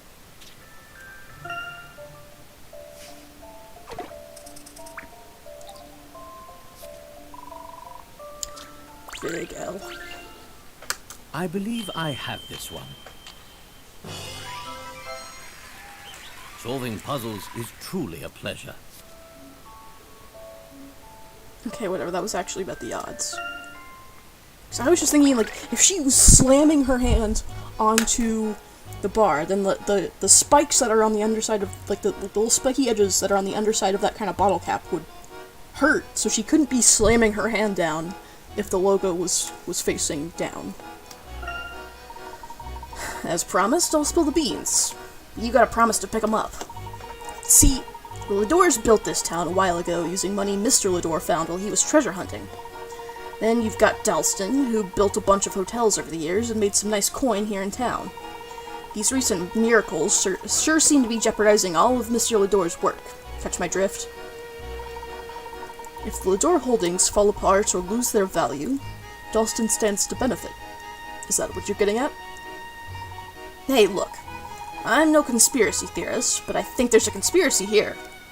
Find who benefits from this chaos. In other words, you think Alphonse Dalston is the masked gentleman. I'm not sure Alphonse Dalston could fit into the masked gentleman's pants, but it can't hurt to talk to him. Thanks for that, Nils.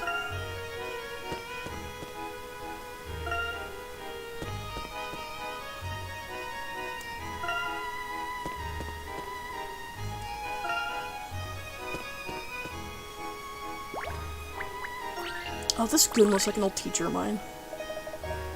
When will I learn? Never bet on black. Never bet on black. Looks like jam and haggis sandwiches for me all week. Again.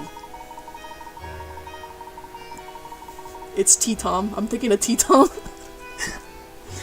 Pardon me, sir. We are seeking information on the masked gentleman. Might we speak with you for a moment? Buddy, if I knew anything about the masked gentleman, I'd be down at the police station collecting my reward money. But if I were to wager a guess, I'd bet that he's some poor sap who's just down on his luck. I don't think he's such a bad guy. Oh, really? Why do you say that? Picture this. The poor guy gets robbed blind in the casino. He loses everything, because it's all fixed. What's he supposed to do? Are we both speaking of the same masked gentleman here? Wait a second. Do you really think some guy would start terrorizing an entire city just because he lost a few bets? Look, lady, it's a theory, okay? I didn't say it was a good one. It's all crazy. Does it make sense that horses are... Oh, just forget it. What is this about horses? If you think I'm gonna give you info for free, you got another thing coming, pal. Cough up some brain power. Cough up some brain cells. This dude's asking me for brain? I don't know, you think... I think with the professor's smarts and his degree and all that, I think he'd give pretty good brain. This roulette wheel isn't behaving as it should. Instead of stopping at random, the ball seems to land on numbers according to some unknown rule. On successive spins, the ball lands on 10, 9, 8, 5, and then 3. Where will the ball land next? Okay, so 10...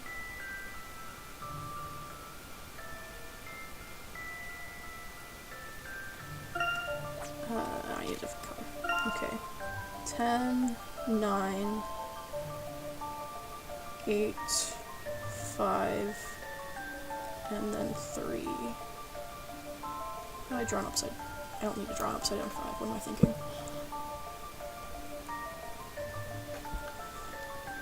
Okay, just looking at that pattern doesn't make much sense, so... So 10, and it goes 1, 2, 3, 4, 5, 6, 7, 8, 9, 10. So 10 spaces to 9. Crap, I can't use erase everything. Gotta use the manual eraser. So then from 9 it goes 1, 2, 3, 4, 5, 6, 7, 8. 9 spaces to 8.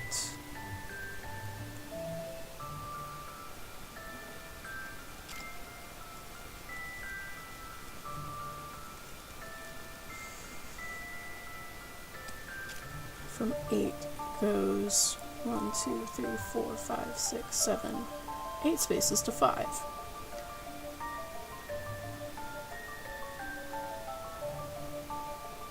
But we don't know if the pattern here is the number that it lands on,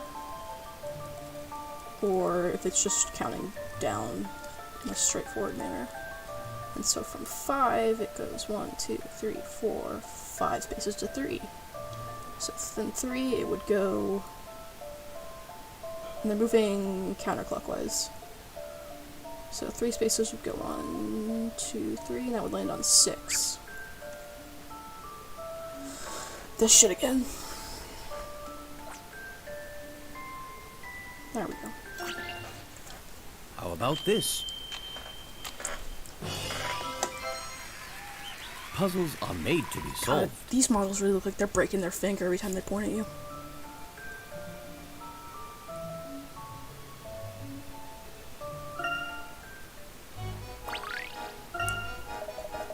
First I lose my entire paycheck, and now I gotta turn over my only valuable info about these stupid miracles. Now, what was this about horses? And how is this linked to the masked gentleman? Well, all I heard is that if you had a horse to sell around the time he first appeared, you could make some serious dough. That's all I know. Now, if you'll excuse me, I gotta go scrounge around for loose change under some park benches. Great guy. Why would he think that information was valuable? Was he betting on horse races as well? Perhaps it has something to do with the incident in which the masked gentleman turned people into horses. Something is fishy here. Or horsey. Okay. Shit, that's not the right button.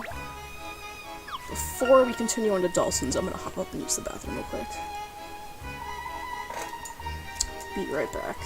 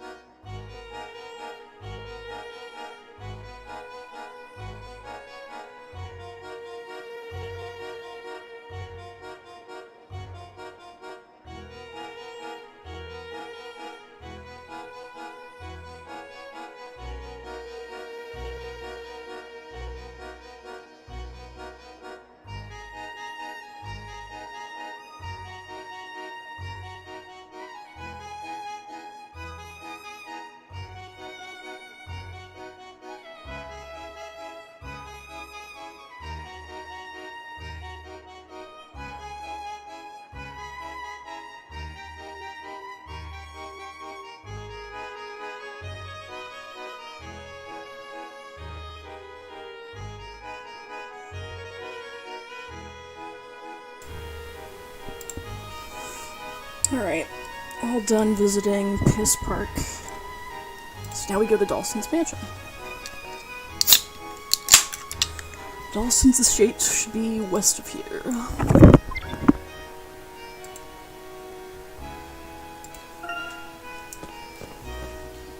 And there's a circus! God, he lives next to a circus?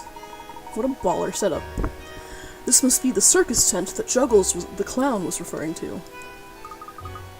Can we go inside? Please? Remember, Luke, we're not here to have fun. We are looking for clues that will lead us to the masked gentleman. Oh, yes, of course. Come on, let him go to the circus! It finally feels a bit like the desert out here. Yes, you can see the characteristic ruins of this region out here. Everything out here is quite breathtaking. That's like his vocab word for the day or something. This area was once riddled with such ruins. Oh, that's a mystery. Traces of another civilization. Although Monte d'Or is a new city built in the latest architectural fashion, one can find traces here and there of an ancient design. Where do these come from, and what do they mean? This area of desert is known to be the site of various ancient ruins. Monte d'Or must also have its share of relics. I'm interested in seeing both the ruins and the circus very soon, Luke. But for now, the Dalston residence is just over this way. Alright, no circus for now.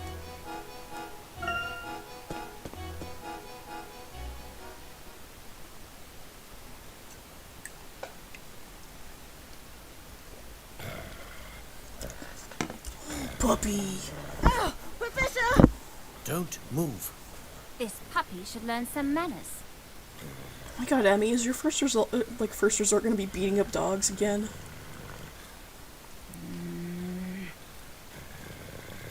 Leave that young lady alone. Get back here, now! She's gonna bury that dog like Joe Biden!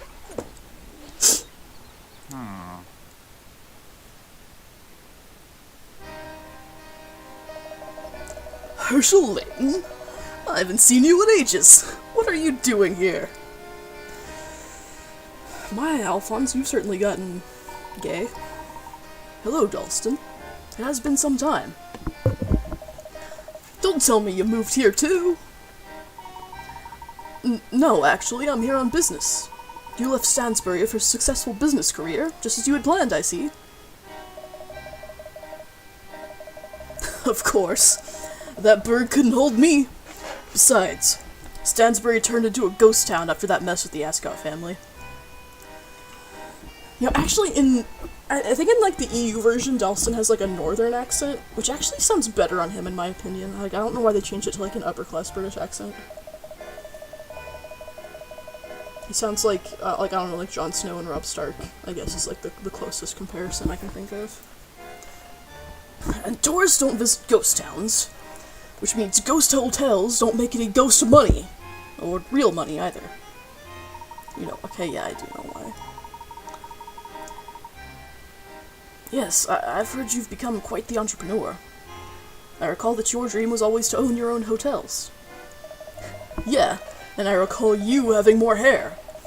Enough small talk, Layton. What kind of business are you here on? Koopa hotels don't make any Koopa money. Nice of Dalston to invite us out here, gay Luigi. I'm investigating the recent events surrounding the masked gentleman. Who put you up to this? Angela? Let me guess. You're here to see if I seem suspicious at all, right? Rubbish. What do I have to gain from that maniac terrorizing the town? This chaos is bad for business. Everyone's business. Well, there are rumors of a power struggle taking place in Monte d'Or. If one wanted to hurt an opponent, one might be willing to make a sacrifice or two, no? Hypothetically speaking.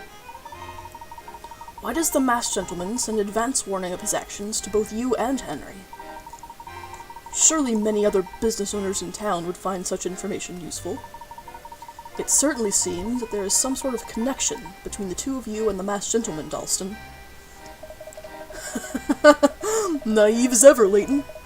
If anyone is connected to that masked creep, it's Angela. I beg your pardon? Look, Layton. This is real life, not chess. I'm not interested in a sacrifice or two. And you know perfectly well that Angela blamed Henry for Randall's untimely end. Henry encouraged that last expedition. So now, years later, Angela and Henry are married. You know the saying, keep your friends close and your enemies closer? Angela holding a grudge against Henry? After all these years? Come now, Dalston. That seems highly unlikely. About as unlikely as me sacrificing anything I worked for. First off, Angela would never show Henry how much she resents him. Angela hid her resentment when she buried Randall, and she's been plotting her revenge ever since. Don't fall for her nice girl act. Angela never even let you forgive yourself for Randall's death. She drove you straight out of Stansbury. Come on, Layton. I wouldn't say that. That's fine. Because I would. Open your eyes, Layton. Henry loved Angela, and he couldn't stand seeing her with Randall. So he sent Randall on that expedition into those ruins, knowing how dangerous it was. That's ridiculous, Dalston. And rather offensive, I might add. Oh, is it? Then how come Henry kept the secret code of the Norwell Wall to himself? I'll tell you why. So he could get the treasure. The treasure that should have been Randall's. Angela wasn't gonna let him get away with that. This whole masked gentleman fiasco is all her doing. With one stroke, Angela can ruin Henry, get the treasure, and exact her revenge. Genius. That's quite the tale, Dalston. But without proof, that's all it is. A tale. I hope I'm there when you finally realize the truth, Layton. You're being played like a cheap violin. You're being played like a damn fiddle! This ain't no city of miracles, Layton. It's a city of betrayals. A city of betrayals? But there are so many fun things to do! Great time for you to pipe up, Luke. See, Layton? You're seeing this whole thing through the eyes of a child. I haven't gotten any pussy, Layton, which is why my mind is so clear. What's wrong with that? It's alright, Luke. Dalston here is just being a massive punk bitch. Professor, I think we're done speaking with this man. I don't want to hear his nonsense anymore. This boy has some spirit. You've got a future ahead of you, kid. Maybe you all should pay a visit to the mayor. Oh, really? And why's that? Mayor Bilson put together a special task force to investigate the masked gentleman. If you want the truth, I've got no problem saying that maybe they could help you, or vice versa, because I got nothing to hide. I can't believe I'm saying this, but Dalston may have a point here, Professor. Yes, then it seems a visit to the mayor might be in order. Mr. Dalston, another letter for you! This guy comes in and starts bobbling his head like a muppet.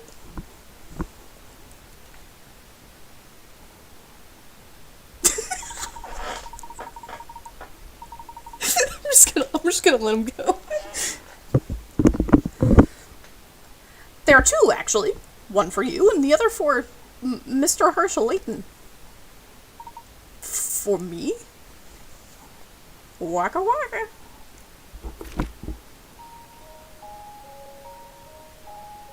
Greetings from the masked gentleman. I hope you enjoyed last night's festivities. I know I did. It was so refreshing. You see, people who are made of stone cannot tell lies. In fact, they cannot do much of anything. They can only stand there, cold and unfeeling. To rob people of their ability to tell lies is quite miraculous, don't you think? Alright, Joker, what are you driving at? Almost as miraculous as my follow-up tonight will be. I will be performing in the Gallery Plaza. I promise it will be an uplifting experience you won't want to miss. I hope to see you there.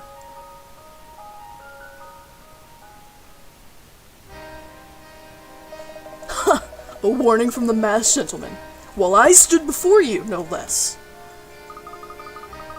How did anyone know we were here? Joker, but sexy and with Catholic-adjacent aesthetic. Professor, I think we're being watched. I believe you're right, Emmy. Look, that plaza is going to be teeming with tourists tonight. Someone may get hurt. We still have time before sundown. We need to inform the mayor of this. Shall we be off, Professor? Yes, let's go. The mayor should be down at City Hall. It's just past the Lador mansion. He's probably meeting with his task force as we speak. I know he's got some detectives coming in from London, too. You know who that means. Hopefully you'll get there just in time to hear them falsely accuse me of being the masked gentleman. Maybe we will. Come now, Luke. Let's head to City Hall. Thank you, Dalston. This was informative. Damn. Did the professor just use sarcasm? You won't see these around London. There are some dishes made with cactus. I had an unfortunate accident with a cactus once. It wasn't pretty. Emmy? Isn't Grosky the larger officer? Simply eat Chelmy. Ouch! Ouch! Ouch! Okay, Cactus, you win. For now. I can just— it's like when you can keep making him touch like fire. Like, I can't remember which game already, but stop hurting him.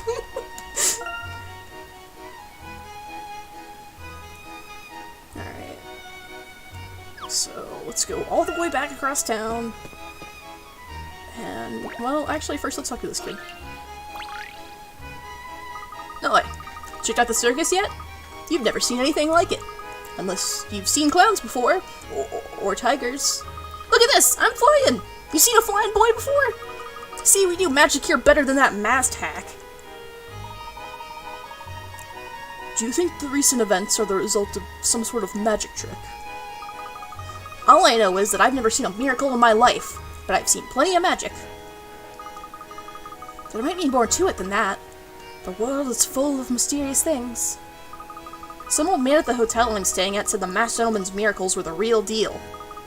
But that's nonsense. You just gotta look for the patterns in the magic. And that means puzzle? Is that a Catboy gesture? Yes, that is a Catboy gesture. Hey Gecko, welcome to the stream. A school teacher called a bright pupil up to the front of the class and asked him this. Do you see these 5 patterns? Each one is made using 2 paper L shapes. None are rotations or mirrored versions of any other, yet they all have something in common. Using these 2 L shapes, can you make another pattern that shares the common feature of the other 5? Move and rotate the pieces to form a 6th pattern that shares the common feature. Thanks! I fixed up my layout to specifically match the setup of this game. The color scheme and all that. It's a very purple and orange game. Okay. I have no idea what the common feature is here.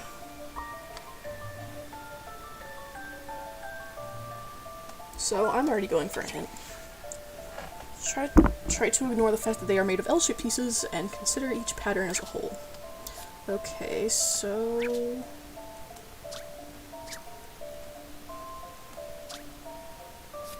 I can't even trace over those. That's kind of— I wish I could, just so I could— let's see. So there's like this shape, some stair steps. Okay, I'm gonna look at this from like way back here and kind of cross my eyes a bit and see if I can just look at the shapes themselves. This helps, I promise. This doesn't help.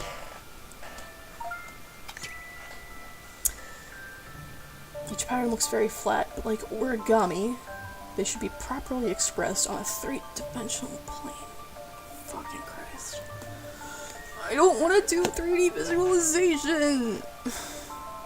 What would you get if you put the two L shapes together and folded along each square? I don't fucking want to do this. I'm gonna pay for the super hint. Just tell me the answer. Arrange the L shapes to make a staircase pattern that has 2 squares of paper in each row. How does that look? Just a dash of puzzle solving here. That looks like the answer, and I don't have to think about it. A fine puzzle for a gentleman. They're all fine examples of an unfolded cube. Fuck! This is like a combination of all of my worst all of my least favorite types of puzzles in one. So, fuck you, clown catboy jester. See, every puzzle can be solved, and so can every magic trick. I mean, if the masked gentleman really did have magical powers, then what's the point of even trying to stop him? Every puzzle may have a solution, but some mysteries are beyond explanation. So there's no unsolvable puzzles, but there are unexplainable mysteries? I don't buy it. You raise an interesting point, my boy. I'm pretty sure that guy's like 20. Because he is like working at the circus. Charming little circus tent. I wonder if the clowns we saw earlier are here. Why did it just stutter really badly? I'm saving. I'm scared. I don't want it to crash on me and then like lose a whole chapter of progress. Anyway.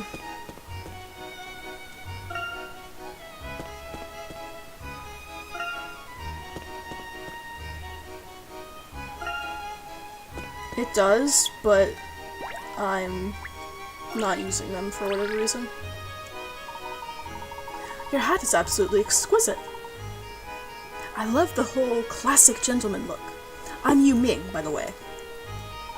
Ah, well, thank you. I strive to be one, and not only in dress. I hear English gentlemen appreciate a good puzzle. You should enjoy this. The masked joker has sabotaged the free game. Ooh, a donut puzzle. I can go for that. Going donuts. A family of 3 runs a mobile donut shop. Their most popular item is a 4-glazed donut. There are 12 donuts here, 3 of which were made by the mother of the family. She makes donuts in her own unique way. Can you find the mother's donuts? The glaze on the donuts is the same on both sides, by the way, but keep in mind that flipping one will change the order of the glazes.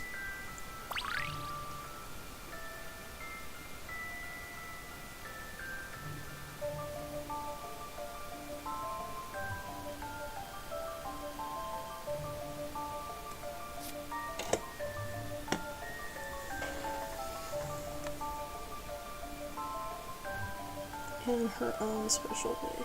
I don't know what that means.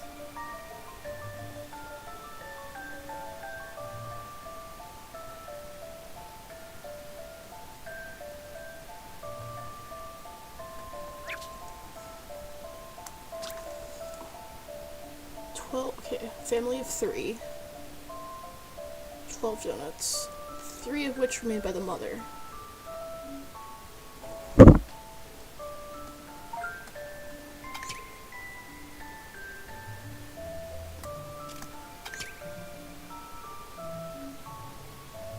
Looking for 3 donuts with the same glaze pattern. Okay.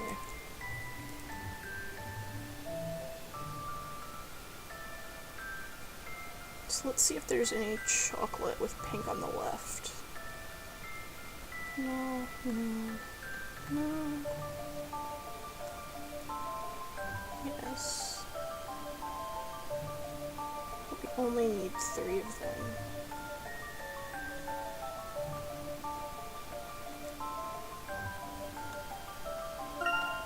No. Okay, so let's see if there's any chocolate with orange on the left.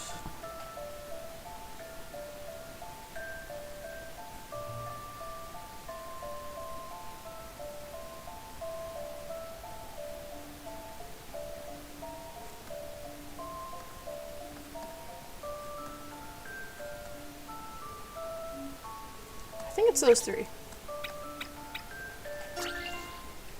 Don't keep me in suspense. Of course it's not that simple. Perhaps I need another look. If you turn over the donuts, the order of the glazes will change too. For example, a donut where the glazes are brown, white, orange, and pink going in clockwise will be the same as one that's... You're making me do more 3D visualization, and I don't care for it. The order of the glazes is the same for 3 of them, but different for the second donut from the left. That one was made by the mother of the family. Okay, so I actually was right about that one being it.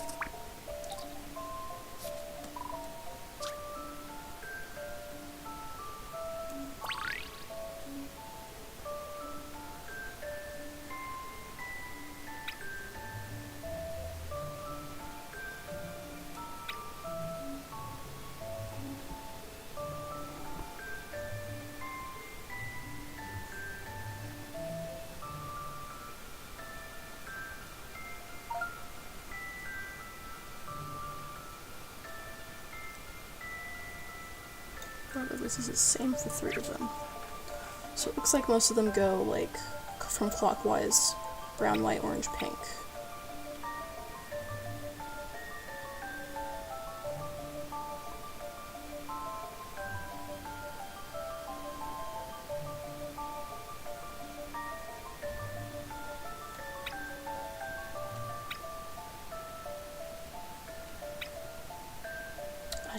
I do not want another hint. Yet. Let's see. It depends on how much of a headache this puzzle gives me.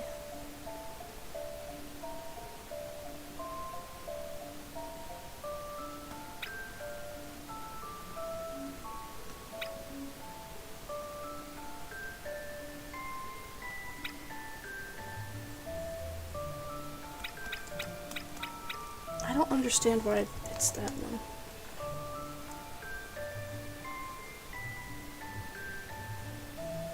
That's the one that's second from the left. And there's no other donuts that have the brown and white opposite of each other. Well, there is that one. Is there a third? There is a third. Maybe I just didn't have eyes. Just a dash of puzzle solving here. Okay, sweet. Only That cost me was 5 a hit challenge, coins. to be sure.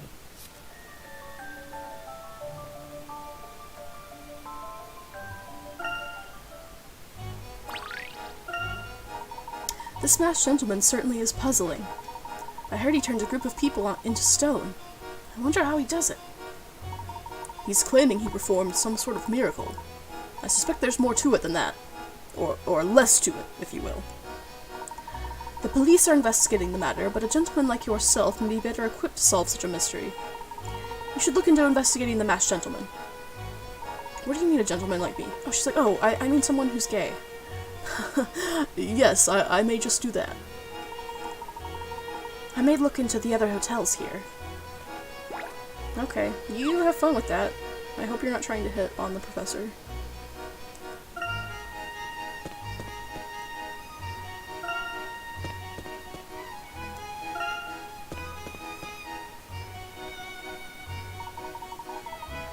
City Hall must be down this way.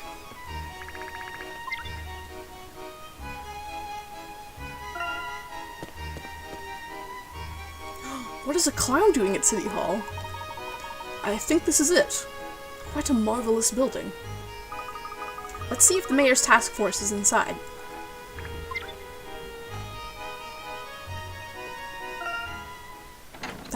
They're the mayor. That's a politician. I didn't think City Hall would be this big. Montedor continues to impress. It appears as if the entire police department is here. Cool, let's burn it down. I hope that's not the case. They do have a police station outside of town. It looks like they're taking the recent events very seriously. Yes, it appears that the masked gentleman is receiving the attention he craves. We didn't see many officers after the stone statue incident, so I think it's safe to say that the police aren't getting any advance warnings. No, the clown was the man who asked me about International Men's Day at work. Oh my god. What a dick. I can understand if this villain has a grudge against the town, but targeting innocent people just isn't right. I agree, Luke. We need to get to the bottom of things as quickly as possible.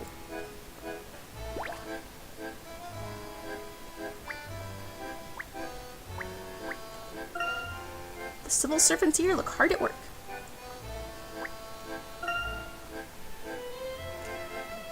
I told him he gets a week August 1st to the 7th International Clown. You're kidding. You said that to him like a real life person? That's hilarious.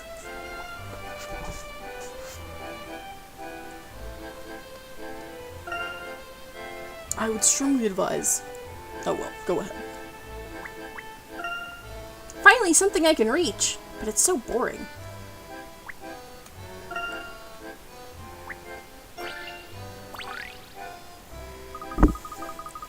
Stamp and file, stamp and file.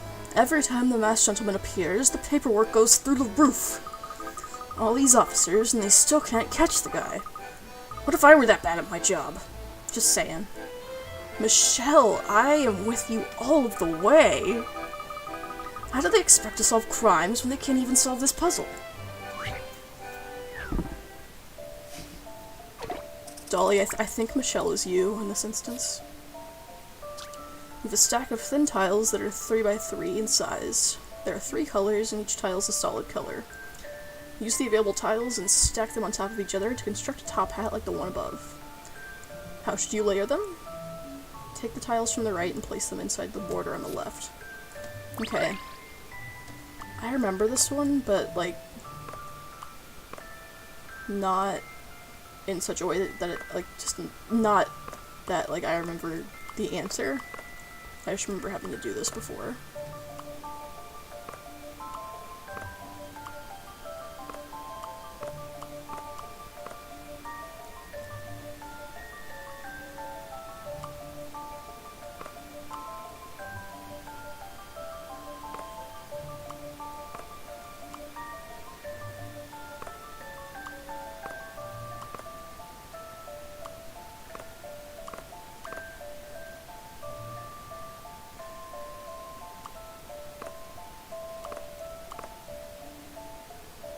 Layton's condoms look like his head.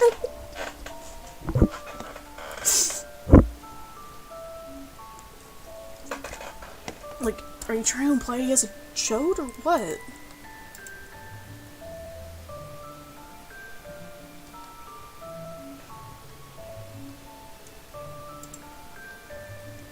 Earl Grey flavored?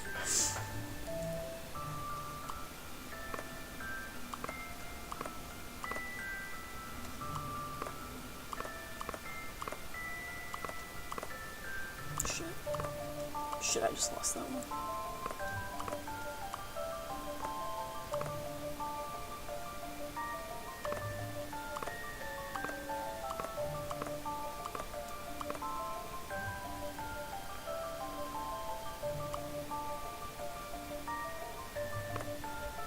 I said he was rocking an injured, but I never said how white it was.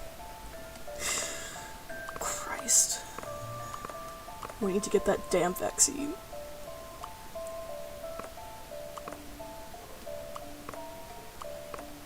Actually, I need you out of here.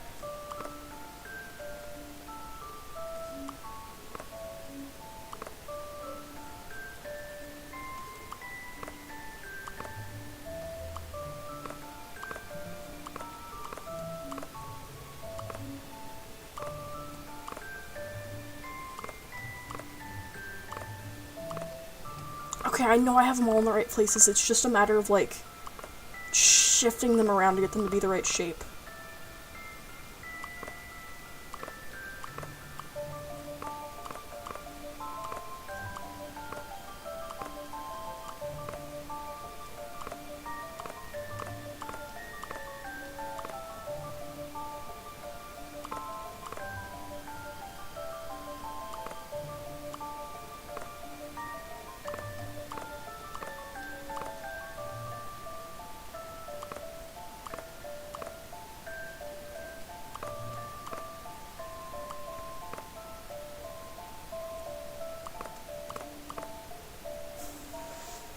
Don't apologize to the lesbians, apologize to God.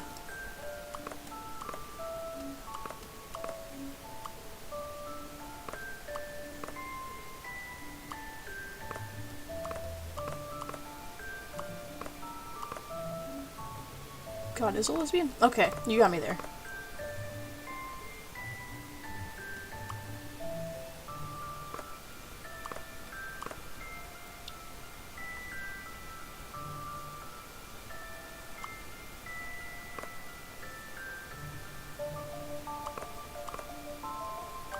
Almost there. There we go. I believe I have this one. An excellent puzzle.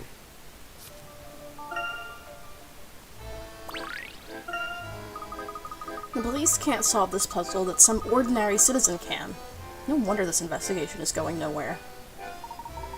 To be fair, the masked gentleman's actions are highly unpredictable. With safety as a top priority, it could be risky to try and take the masked gentleman into custody when he appears in a crowd. I've heard the excuses more times than you can imagine. Tell me why those people who got turned into horses are still out there grazing like cows. Like, people cows. Whatever. The task force is in the back meeting room. If you have the mayor's permission, go on in if you'd like. I bet she and Juggles would get along well. Why do you think he's waiting out front for her? He's trying to ask her out. People are growing increasingly pessimistic here. It's tough to blame them.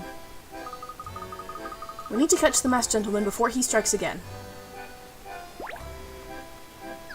Okay, now where's the fucking mayor? Hope you're not the mayor. You are here. Here is City Hall. Is the mayor in? We'd like to speak with him regarding the task force he has assembled to investigate the masked gentleman. I'm sorry, but you'll need the mayor's approval to talk to the task force. To get the approval, you need to see the mayor. Which is what you just asked to do. I'll go see if he's available. Wow, I'm excited to meet the mayor. Managing a town like Monte d'Or must be a big responsibility. Maybe I'll be a mayor when I grow up. How does Mayor Luke Triton sound? Oh my.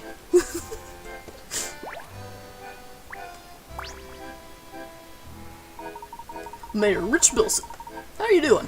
A pleasure to see you again. Oh, actually, I don't believe we've met. My name is Professor Herschel Layton. I'm a friend of Angela Lador's. I'm Emmy Altava. And I am Luke Triton, the Professor's Apprentice, number 1. My colleagues and I... These are children you're babysitting. My colleagues and I are investigating the masked gentleman. We'd like your permission to discuss the case with your task force. Well, we could use some help. We have a lot of sensitive information going around. How many puzzles have you solved so far? I see you are eminently qualified. Welcome to the task force. To be perfectly frank, our investigation has been rather bumpy. The detectives from London and our local chief of police aren't getting along at all. This dude does have a fucking wagon. That is unfortunate. I think it's a mustache, but it looks like it's just growing directly out of his nostrils. I requested assistance from London, you know. I forget the detectives' names, but they seem very capable. The task force strategy meeting is about to begin. I hope some progress will be made. Please join the meeting if you'd like. It sounds like the fighting has already begun. I would be grateful if anything you could do to defuse the situation. Detectives from London? I wonder. Yes, Emmy, you're right. It is him. Just head to the briefing room back there. Thank you for your help, Mayor Bilson. BT Dubs, you single? You see anyone? There he is, introduced boobs first.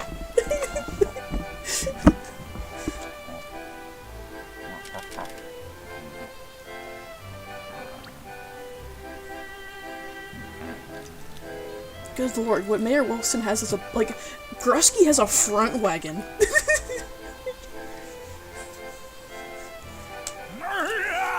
Don't you sneak up on me like that! Who let a child in here? I'm no child. I'm Luke Triton, apprentice to Professor Layton. Remember we met, in the previous game, and in the movie. Ah, of course. Inspector Grosky. We should have known it was you. How did you get in here with all the competent police officers? Emmy, how rude! If you're not careful, you might end up hurting my feelings.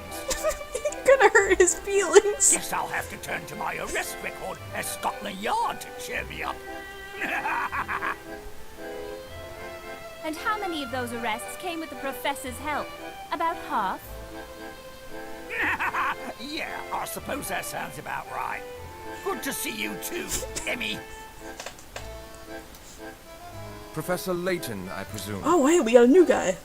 Detective Inspector Leonard Bloom, Senior Detective at Scotland Yard. My god, don't tell me you're Yuri Lowenfeld too. That's quite the title. Herschel Layton, how do you do? Wow, this must be a really big deal to dispatch two of Scotland Yard's finest. I guess so. I wonder how the local police feel about bringing in external help. How did all these people get in my briefing room? Who are these civilians? Where's my tea? My god. Schnitzel? Chief Sheffield, may I introduce Professor Herschel Layton? Scotland Yard has solved many difficult cases with his assistance. I assure you, any help he can offer will be invaluable to us. All right then. Just make sure he doesn't get in the way. Now, if we're done with the pleasantries, I'd like to get on with solving this case. A new episode has been added to the professor's trunk. Grosky runs rampant. Okay, we're checking that out first. Shit, when did I get all of these? Oh shit, there's one about Madame Lupushka too. Welcome. What can I do for you today? We offer all kinds of attire, from fancy dress to festival costumes. Sterling is my name, ma'am, and as I'm sure you well know, I'm here to spend some money. I want something majestic, something that says power and influence, like gold cloth trimmed with diamonds. Gold cloth? Oh no, I'm afraid we don't have anything quite so outlandish here. Might I make a suggestion? If you must. I'm not quite certain I don't sense an impertinent tone, but go ahead. Well, you see, that white suit and your gold dental work is quite tacky. Really a bold choice in today's world. I commend you on your courage. If you'd like to stay in that same vein, we have a bear costume you might enjoy. I beg your pardon? I'm just trying to find something appropriate for your egotistical girth, my good man. Let me ask you something. Do you have any family? Why, yes. I have a little boy who... Why am I telling you this? That's quite none of your business. Quite none of your business. Yes, well, all the same, I would suggest discarding this gold cloth nonsense and spending more time with your family. How long has it been since you've seen your little boy? Well, it has been quite a... Why should I tell you? That is rather none of your business, shopkeeper. Rather none at all. Sterling, money may buy you precious metals for a toothache, but it won't soothe your heartache. There's still time to change your life for the better. In the City of Miracles, everyone gets a second chance. Why, Volda! I have never been so insulted in my life. I will now take my leave of you. Good day. But before I storm out of here, perhaps you could point me in the direction of the nearest telephone. Oh no, I wouldn't care to insult you even further, Sterling. I'm sure you're fully capable of finding one on your own. Fairy god milf indeed. Alright, what the hell is Grosky up to? Do unflinching determination and a mound of chest hair amount to the sum of their parts? With Grosky on the beat, it's hard to tell. Ah, Monte d'Or! Where is this villain who has been terrorizing the city? You! Stop in the name of the yard! Yes? How may I be of assistance, sir? Tell me everything you know. About what? Oh, playing dumb, eh? Let's cut to the chase. You tell me about the masked gentleman, or I'm taking you both in. Of course. See, it appears that this man has stolen the Mask of Chaos and is using it to commit nefarious deeds. He calls these acts dark miracles, but I would sooner call them nightmares. Nightmares, you say? But we can't let it go unchecked, can we? Toying with innocent citizens like that. It may interest you to know that a special task force has been established over at City Hall. Is that so? Well, that's where I need to be. Time to serve this masked man a piping hot justice pie. Grosky out. Good God. Wait, sir! City Hall is the other way. Oh well. Once he finds it, he should get along with our police force famously. That was a whole episode just about him running the wrong direction.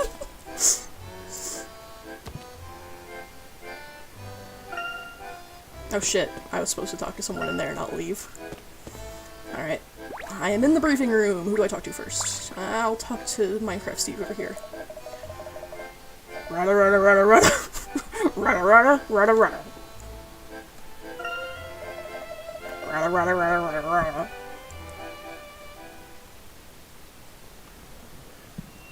Oh, we got a cutscene for this too. Let's not drag this out any longer than we need to. Grab a seat and sit in it.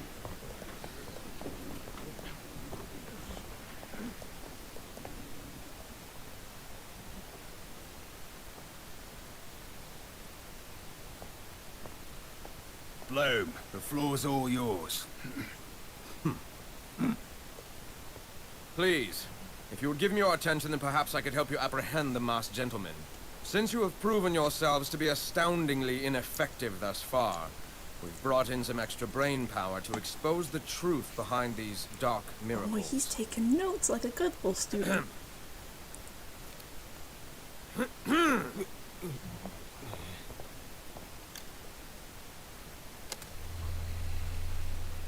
This masked buffoon has made 4 appearances. Buffoon? We will now dissect each one carefully.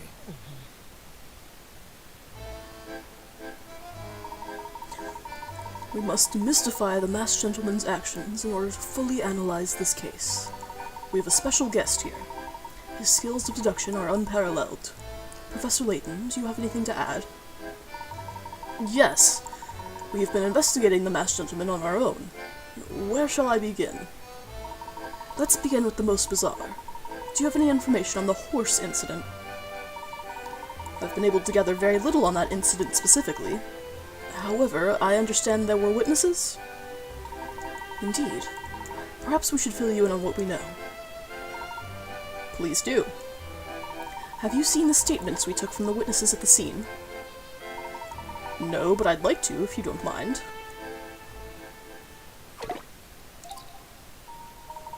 That's Troy! That's no fucking way, that's Troy Baker! That's not Booker DeWitt! And again, Troy Baker is in fucking everything, so I guess I have no choice but to believe it.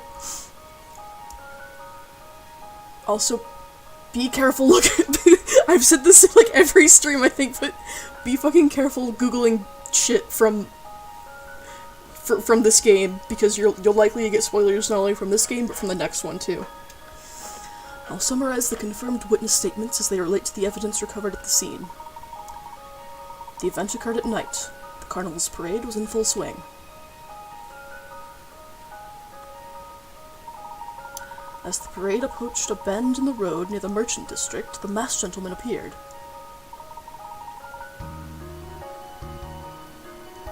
I assume there was a large crowd? Yes, as was expected, no doubt. A flash of light appeared in the sky, and the masked gentleman was seen on the ledge of a building. According to reports, The light then grew in intensity to the point of temporarily blinding the onlookers. When the light subsided, it appeared that some of the onlookers had been transformed into horses. Only a few personal effects were left behind. The bodies of the tourists could not be found. Inspector Bloom, do you have a theory as to what happened that night? I do. Please allow me to confirm a couple of items before we continue. The parade here always happens at the same time, correct? Yes, it starts at 8 p.m. Were you able to confirm the identities of the tourists who were transformed? No. Oddly enough, the tourist belongings contained no forms of identification. Thank you, Detective Bloom. Looking at the information at hand, I believe the truth is clear. The masked gentleman obviously tricked witnesses into believing people had been turned into horses. There was one essential element to this manipulation of the crowd. Which key element was necessary for the masked gentleman's trick to work? The colors in the parade, the weather, or the time of the parade? Oh, I have Discord muted right now.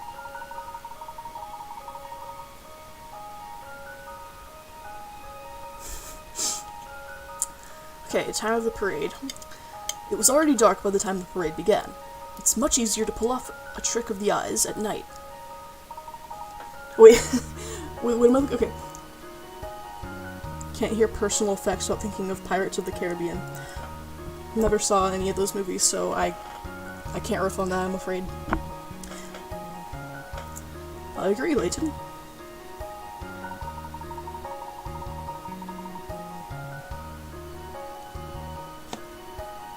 It's much more likely that an audience will miss something under a night sky. Dude, I've never watched Pirates of the Caribbean in my life. Any of them. At all. Not a damn thing. Several witnesses reported that they saw the tourists actually transform. I, however, am not a believer in the dark equine arts. What?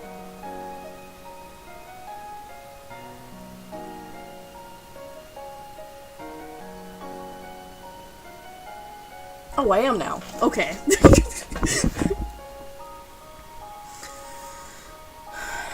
I don't have the vaccine, though. Why couldn't the witnesses... Okay, I'm trying to do logic. I'm trying to solve the whole case right now. Why couldn't the witnesses have seen the tourists actually transformed? Their eyes were closed, there were no tourists, the witnesses ran away.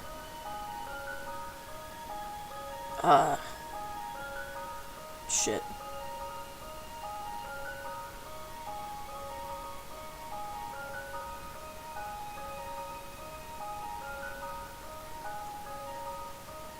I'm actually not sure which one it is. Crap.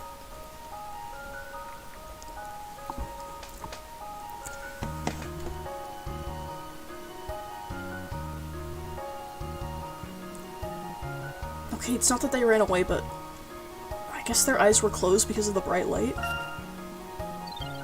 Of course. By the time the horses appeared, the onlookers would have closed their eyes. Exactly. Against the night sky, the human eye would be quite sensitive to the blinding light that was reported. Okay, so from what I know of Pirates of the Caribbean, I am interested in just, like, Keira Knightley in general, and, yeah, Davy Jones and his tentacle beard. Okay, but shit, I'm trying to keep the dramatic tension of solving all of these dark miracles. So, shh! In the peanut gallery! The masked gentleman temporarily blinded those present to cover his actions. Horses were then immediately brought in as the so-called tourists left. But if that's true, there is still one thing left to explain. And I know where you live! So I think we're at an impasse now. Where could the horses have been hidden? Down in the sewers, in the museum, in the nearby alleyways.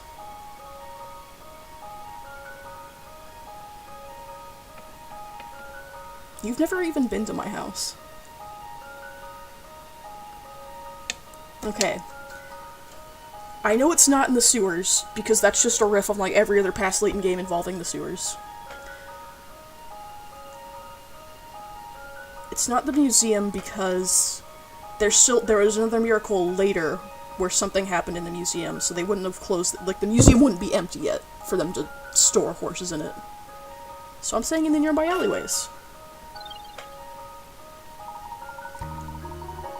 Nearby alleyways. One could hide them down various alleys and quickly bring them out into the plaza. Well done, Layton. I see your reputation is well earned. So if I may summarize, first it seems the location of this act was key.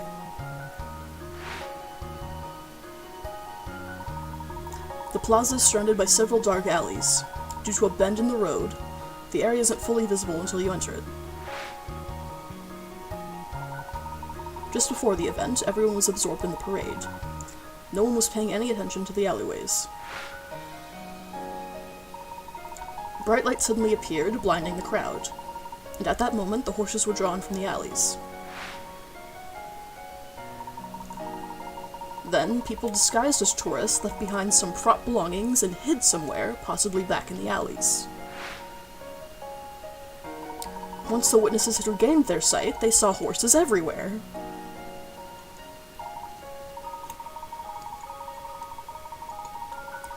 Exactly.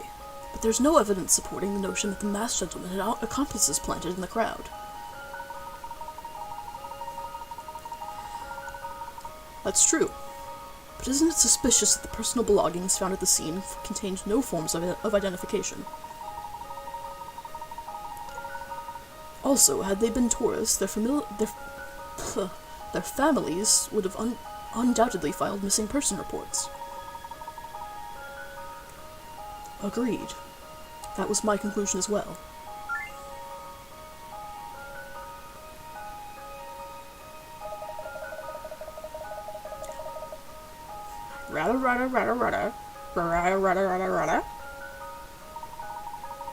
Yes, Chief Sheffield, I'm sorry to inform you and your simpletons that it was not actually magic. Simply a well-executed illusion.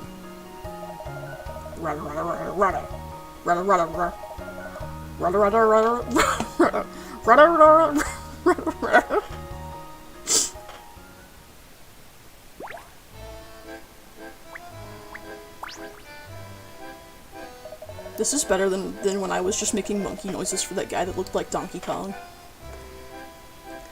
Classic! Very Layton-esque! I can't wait to hear you explain the next one.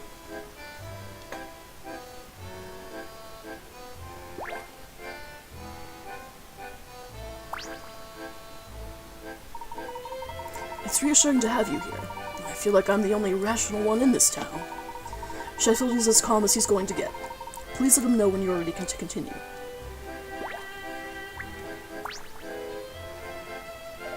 Rada rada rada rada rada rada rada rada rada rada rada. What do you know so far? Rada rada rada rada rada rada rada rada rada rada rada rada rada rada. Okay, I'm not ignoring you. Like, I promise I'm, like, reading the chat with, like, one eye, but I'm also trying to, like, keep up with this so I can at least finish this chapter before everyone falls asleep.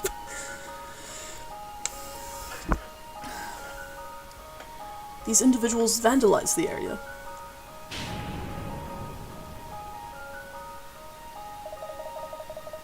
No. Rada rada. Rada rada rada rada rada rada rada rada. Rada rada rada. Rada rada rada rada rada rada rada rada. Does anyone actually see these people come out of the paintings? Rada. Rada rada rada. So why do people think that these individuals came out of the paintings? Because they did. Rada rada rada rada rada rada rada rada. Rada rada rada rada. Rada rada rada rada. Rada rada rada rada. What do you mean empty? Rada rada rada. Rada rada rada rada rada. Rada rada rada. Interesting. The key here must lie in the paintings themselves. Rada rada rada. Rada rada rada rada. Rada rada rada. Allow me to ask a few questions. Were the paintings in question especially valuable from a common source known to be cursed? From a common source? Were the paintings from a common source? Rada. Rada rada rada. Rada rada rada. Rada rada rada. Rada rada rada rada rada. Rada rada rada rada. Rada rada rada. Whoever donated these paintings must be considered an accomplice to this. Rada rada. Rada rada rada. Rada rada rada rada. Rada rada rada rada rada. Rada rada rada rada rada. Rada rada rada rada. Rada rada. We must understand how the illusion was created in order to find the truth. Were these paintings oddly shaped, unusually packaged, or unusually framed? I'm gonna go with framed. Oh, I'm wrong. Okay. Snooping as usual, Professor Layton. Okay, so we're discussing the painting miracle where supposedly a bunch of people jumped out of the... Like, the paintings in the museum came to life, and a bunch of people jumped out of them. Okay, doesn't matter about the frames. Were they strangely packaged? Okay, I'm gonna drop this a little bit so I can actually read what's going on now. Were the paintings oddly packaged? The curator did say they were all vacuum sealed. He said that type of care was usually reserved for very rare items. I believe the airtight packaging is the key. The portraits were sealed when they arrived, and the frames came in thick metal cases. The museum staff was surprised that replicas required such secure packaging. We didn't think much of it. If my theory is correct, the donation must have included specific display instructions. Did the display instructions specify when to display them, where to display them, or lighting conditions? Oh, I think it's gotta be like all three of them. How about where? There were no special instructions on where the painting should be displayed besides in the museum. Lighting conditions. Okay, but like I know like what the trick is to this one, and it's kind of all three of those. I'm not wrong. Bite me. Do the paintings come with any specific lighting instructions? No lighting instructions. Once displayed, they were lit just like everything else in the museum. Okay, so it's when to display them. Were there instructions about what time the paintings needed to be placed on display? Why, yes. Actually, there were. Your deductive skills are impressive, Layton, after I got it wrong the first 2 times. The crates arrived in the morning with instructions they'd be displayed exactly at noon. How did you know that? Well, therein lies the trick. The illusion was created by frames hiding the people, hallucinogenic gas, wrong game, vanishing paint. The portraits were treated with a special paint that evaporates when exposed to air. Does such a thing even exist? Have you ever noticed how sunlight can cause the colors in a painting to fade? In a similar way, it's possible to create chemically reactive paints that will turn transparent when exposed to air. Of course! You can make anything in the painting look like it just disappeared. The chemical process would have to run its course, so the timing must be precise. The seals were removed so that the paint turning transparent would coincide with the appearance of the vandals. Okay, shit. I was wrong that time. Because for whatever reason, I remembered it as being that the paint reacted with, like, sunlight to disappear. The masked gentleman had these vandals dress up like the people in the portraits. Genius! Or insanity. It matters not which. But Layton, we have no evidence to back this theory of yours. Well, I doubt such paint would disappear completely without a trace. If you examine the paintings for chemical residue, I'm sure you'll find outlines from where the paint turned transparent. Fascinating! But we'll see what we find. Good work, Layton. Another one down. Let's take a break. I would like a minute to think about this. I give the breaks around here, Bloom. Alright, take 5, everyone. Layton, let me know when you're ready to continue. Let's keep on trucking. Alright, let's get to it. Inspector Grosky, the floor is yours. Right, Layton, let's take a look at another one of these dark miracles. The next one's a real doozy. Well, if it's anything like the first two, it's not a miracle at all. Yes, but none of the other ones involved people being engulfed in flames. That is true.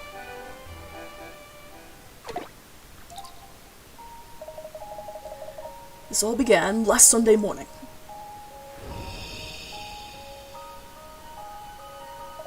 "13 citizens received a threatening letter from our masked you-know-who.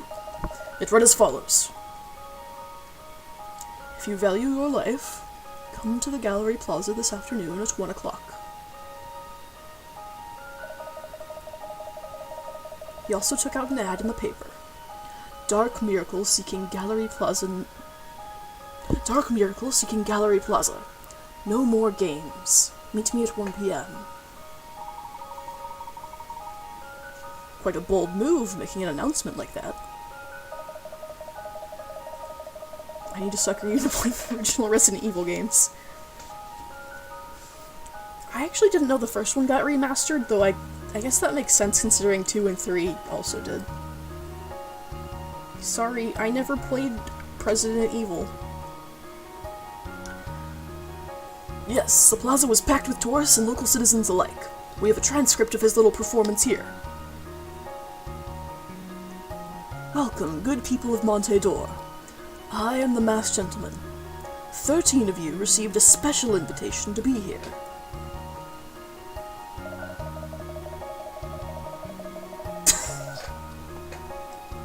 Bunny, do you need a glass of water? The masked gentleman didn't show himself. Only his voice was heard in front of a tent that was set up there.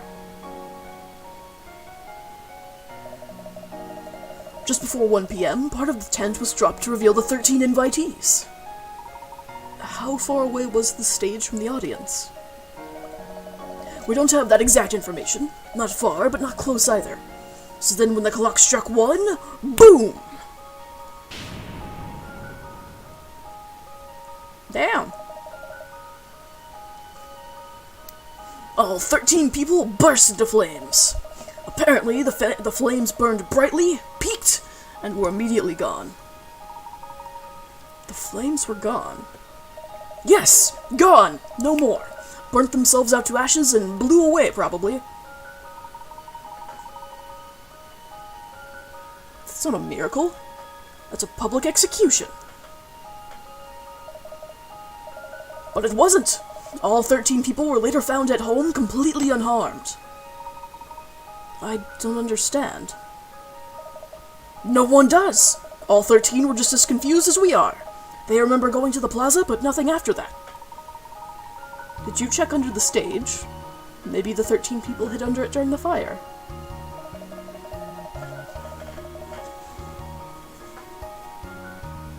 The stage was completely destroyed by the fire. Nothing was left but ashes. I'm going crazy racking my brain here. It's like trying to bench press a car. I'm so close, but I can't quite get it.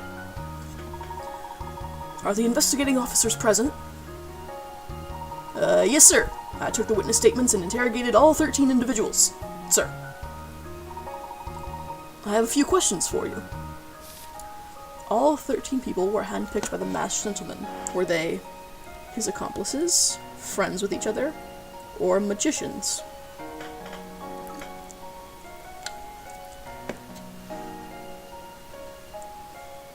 Are they friends? That's the answer! Were they friends by any chance?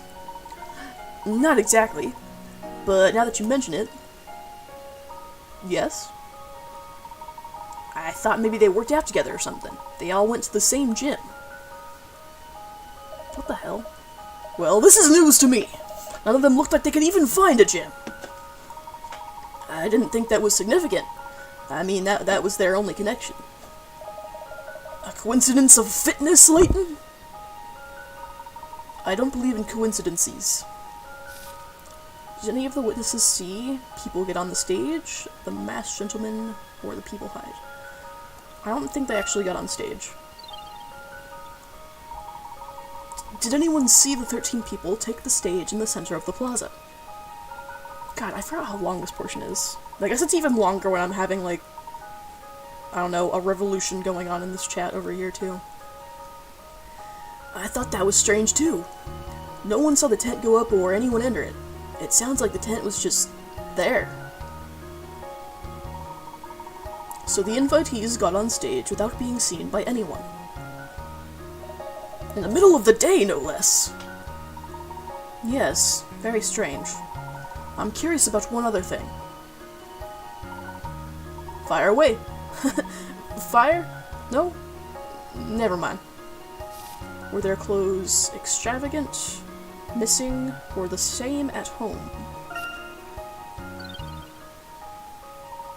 Were the clothes they were wearing on stage different than what they were wearing at home when you questioned them? Huh? Well, I don't know. Is there any way to find out? I can take a look at the photos. Just give me 1 second. What are you thinking, Layton? We might have something here. Ah, Professor, sir. All of their outfits were different. What? All 13 of them? That's... Well, I don't know what that means. We've got photos that some tourists took on the scene, and every one of these 13 are wearing different outfits at home. What could that possibly... Oh, I think I've got it! Yes! I've solved it! Don't hurt me, Inspector! What is that? The victims' clothes burned up on stage, and they all ran home naked to change. You just like thinking about people running naked like you do. Grosky. Well, I don't hear any other brilliant ideas. Stop smirking, Layton. What is it? I wasn't smirking. My mouth was just thinking. Inspector, I don't believe our 13 victims ever left their homes. Have you lost your minds, Layton? Hundreds of people saw them on that stage. Allow me to explain. All 13 people received a letter, correct? That's right. Was it just one letter?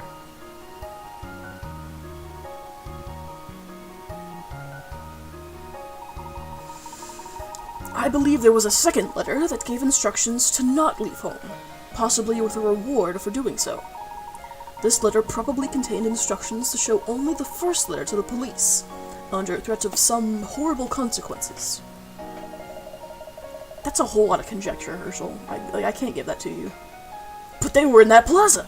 On that stage! Actually, there was no evidence of that. I believe there were expertly crafted, highly combustible mannequins on that stage. How do you figure that based on what they were wearing? Someone sold their clothes in advance. From the gym, of course! Some of them said they had been victims of theft recently, but I didn't think anything of it. Hang on.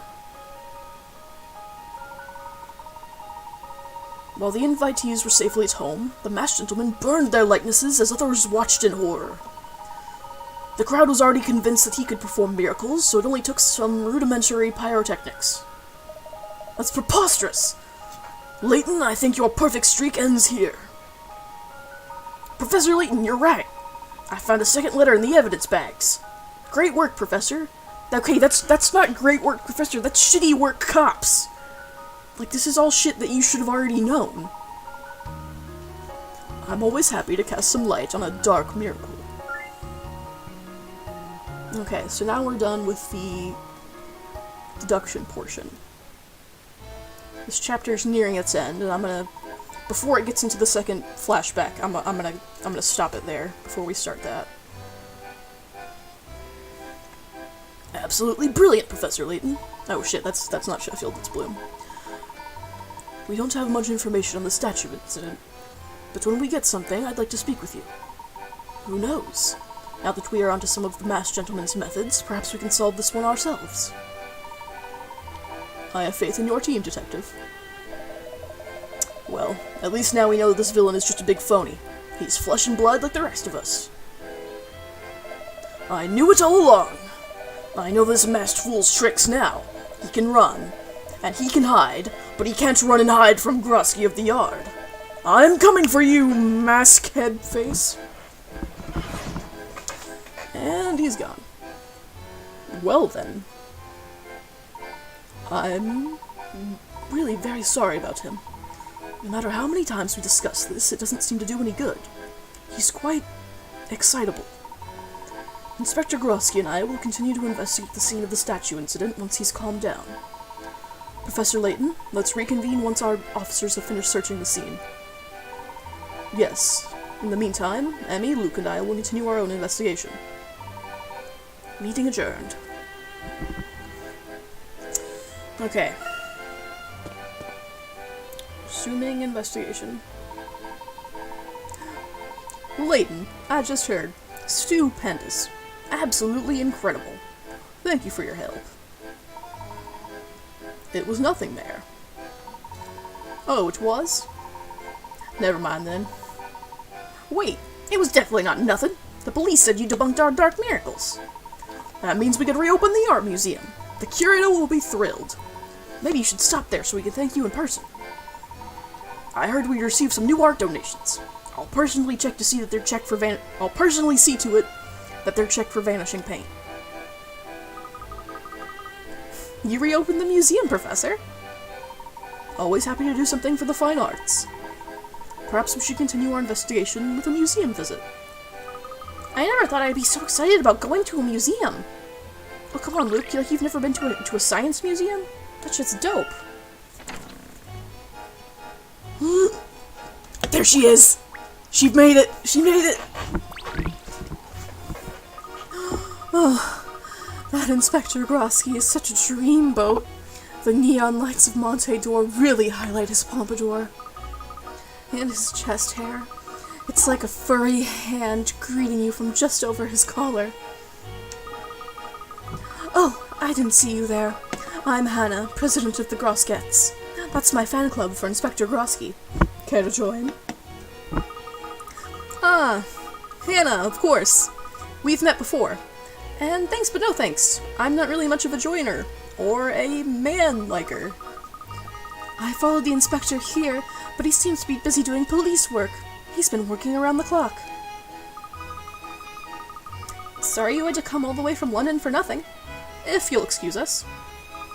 Hannah's gonna carry around a wet floor sign. It's my duty as president to watch Inspector Grosky's every move. Too bad the local police are holding him back. The local police are holding Grosky back? I mean, yes!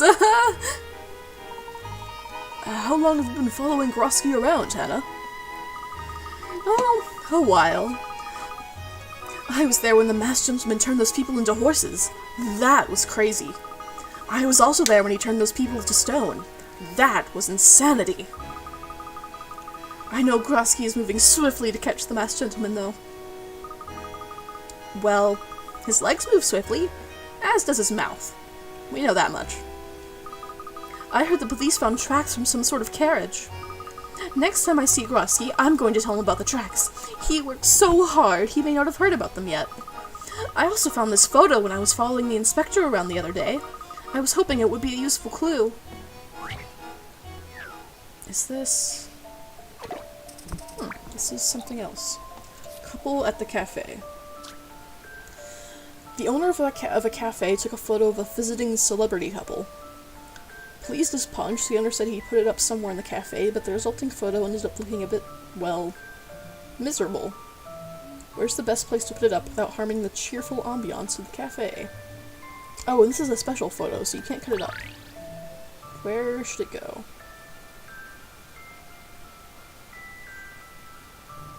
What are you asking? Put it, like, under the bar. Not the floor. I meant under the bar. Not on the shelf. Okay, I guess under the bar isn't an option. Put it here at this weird corner, because I think most... Okay, what places are even, like, options here? 'Cause it's not really...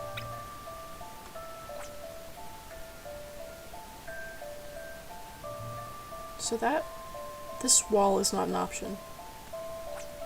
Can I put it on the ceiling here? No.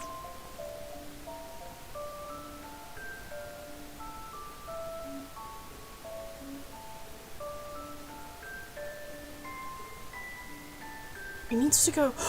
It needs to go around this pole. Okay, here we go. That was no match for my wits. Well, would you look at that? By wrapping it around the column, the photo is transformed into one depicting an amicable toast.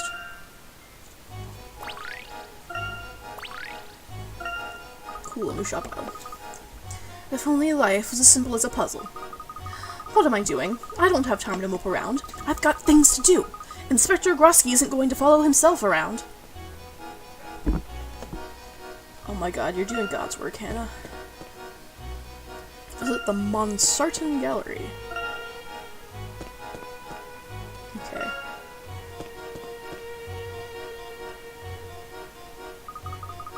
Looks like the museum reopened. Just like the mayor said. Let's go inside and have a look.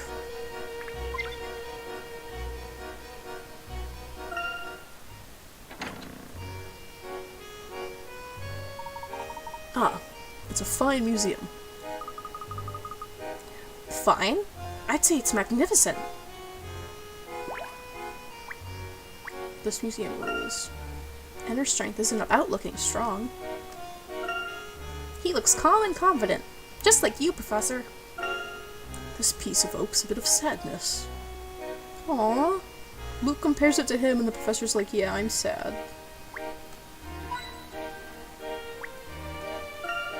Hello, hello! Not so loud, Luke. People are trying to appreciate fine art.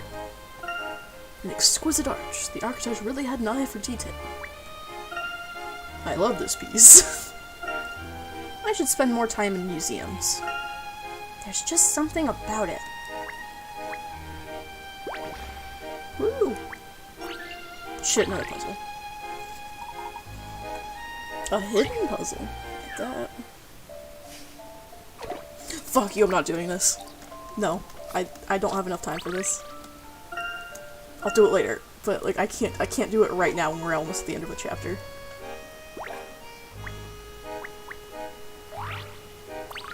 Glossy scarf.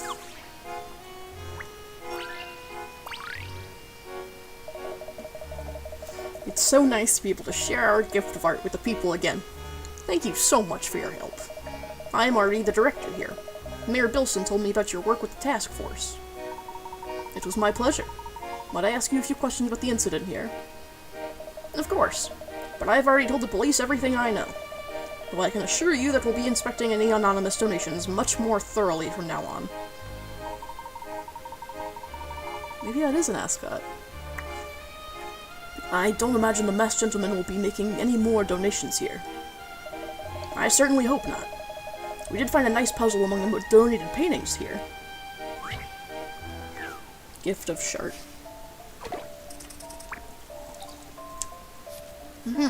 Pizza puzzle. A renowned but clumsy chef prepared this mouth-watering margarita pizza and cut it into 8 slices. Unfortunately, he somehow managed to flip over all but one of them in the process. He's tried his best to flip the slices back up, but the cheese is spread so thickly that every time he flips one, the adjacent slices turn over with it. Maybe if Layton sharded, he would... yeah, maybe that would solve some problems. Okay, whatever. We gotta get all the pizza slices face up.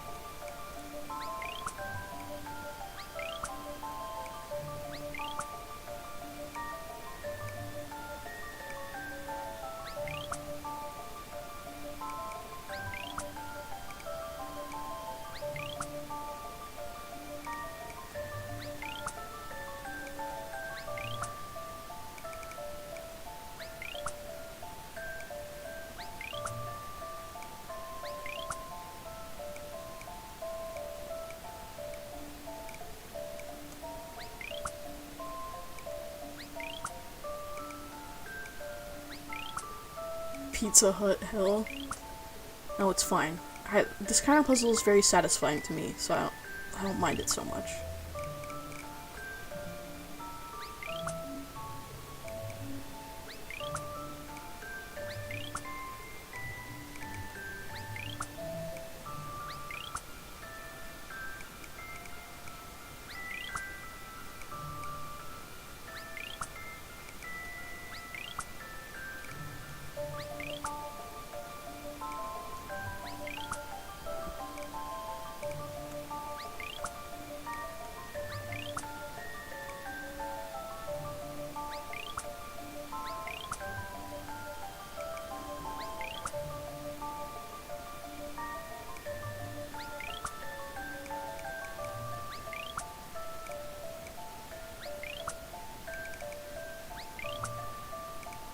There we go.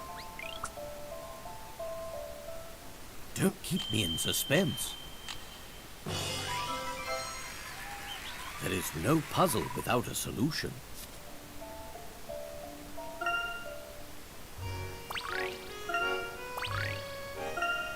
Oh man, I forgot about the rabbit. Christ. Puzzle game stream, Layton, Nancy Drew, Resident Evil.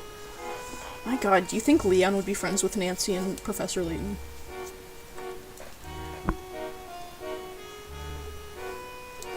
Ah, you really are something else. Detective Bloom said you were a puzzle master. Thank you again. We couldn't have reopened the museum without your help. And Mr. Lador's help, of course. Henry? Yes, that's right. He kindly donated several replacements for the confiscated pieces. We're storing them in our warehouse with some other pieces generously donated by Mr. Lador. Just until we inspect them. I guess when you're the richest guy in town, you can replenish a museum pretty easily. I suppose you're right, Luke. Mr. Lador is a valued patron. If you have other questions, Madame Lapushka in the Merchant District may be able to help you. Oh god, I hope she will. I'm not one for gossip, but she has lived here quite a while. She knows everything about everyone, and she loves to talk. Yes, thank you, Artie. Let's pay her a visit, shall we? Okay. I swear to god, this chapter's supposed to end soon. Then again, this one is a lot longer than I remember.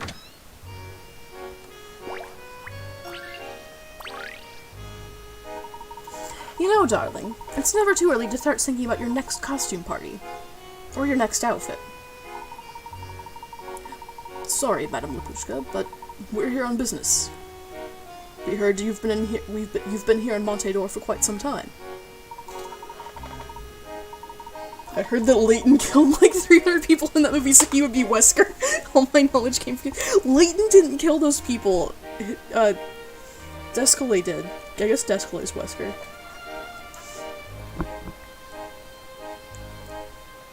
Sounds like you're starting to wise up. Yes, well, any type of investigation in this town is bound to be rough. See, getting solid information in Monte d'Or is difficult, because most of the people here are on their vacations. Tourists are always coming and going, so those who truly know the town are few and far between. That is a good point, and the reason why we're here. Yes, that's why I said it. I have a question about the local police. Now, darling, information doesn't grow on trees. You need to solve this puzzle first. Christ, again with the puzzles. Why am I complaining about puzzles in a Layton game? Trial by tennis. Didn't that already happen in Death Note? Oh my god, Kite's here again. 6 ladies have just finished playing a tennis tournament in a round-robin style. Each one played all the others once. The results are still in the process of being drawn up on the board shown here, but you know that only 2 of the matches ran out of time and ended in draws. He didn't kill people, but he didn't save them! He was too like, oh no, I have the right answer to this puzzle. I'm not gonna tell these other bitches though. The boat was blowing up. He could have saved them and he didn't. Like, really, could he? What is one guy gonna do against an exploding Titanic? It's okay, much to her surprise, E managed to win a match despite being a tennis rookie. Can you look at who she defeated? Who lost to E?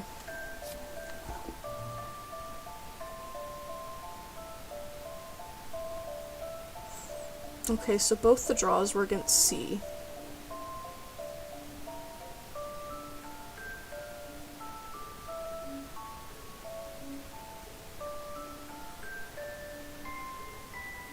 Stop canceling my boyfriend.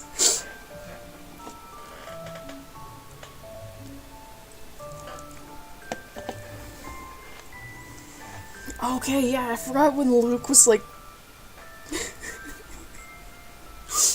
oh hey Professor, we should all go here. And then Luke was like, yes Luke, we should definitely go there. We're not going there. Let me solve this puzzle. Not my fault. Raccoon City blows up.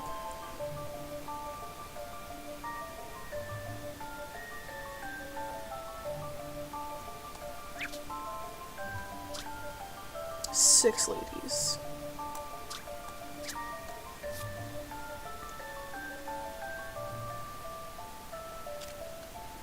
Okay, so...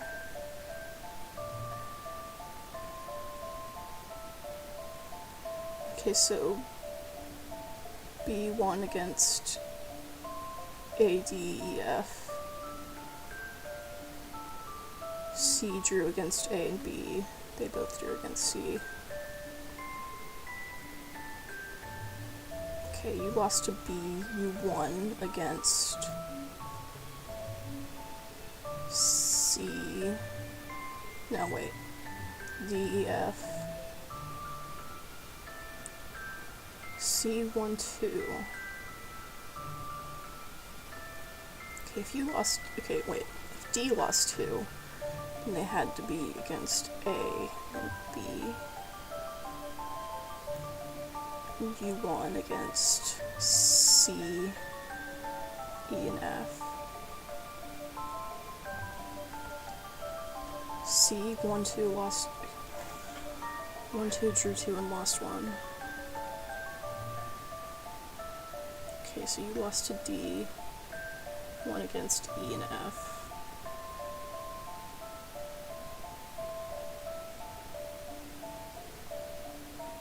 I have no idea what you people are talking about now. I'm trying to solve this puzzle.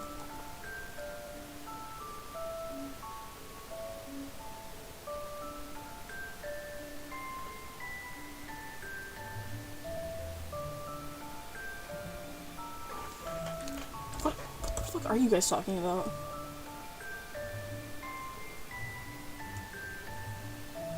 Let's all cancel each other's boyfriends.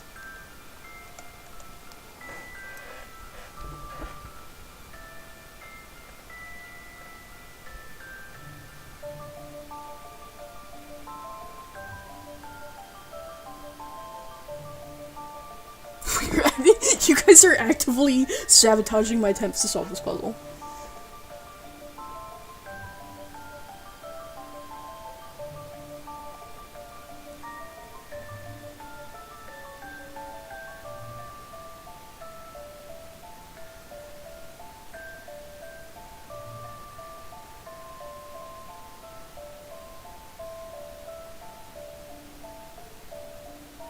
It's gotta be F. Just a dash of puzzle solving here. There we go. A fine puzzle for a gentleman.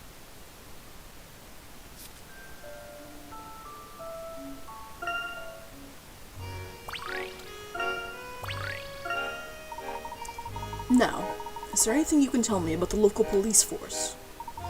Of course. People of Montedor have always mistrusted the local police. Good on them. Not because they're corrupt, but because they're inept.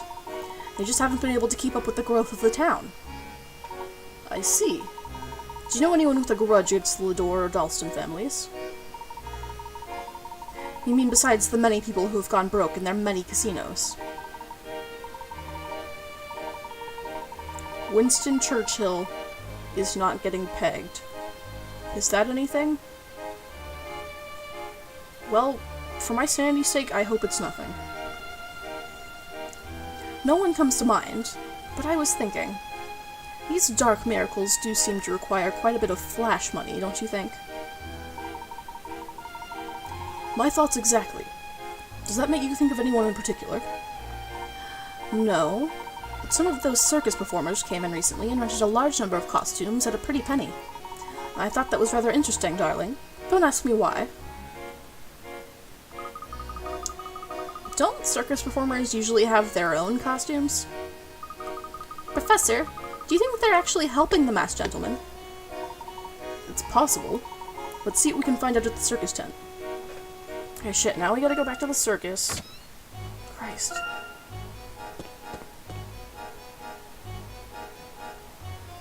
Throw this one in the bin along with Susie gets drunk on stream. We all go nuts in the chat.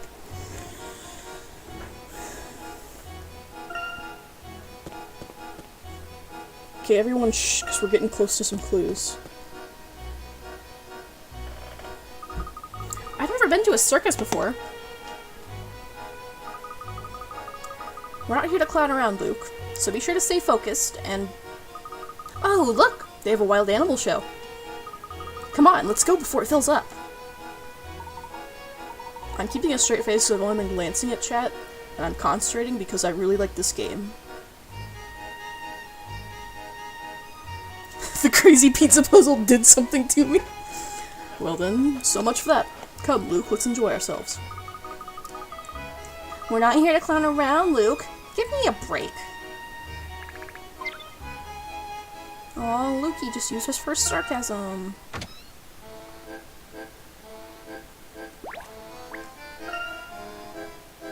Acrobat or bureaucrat, maintaining balance is never an easy task.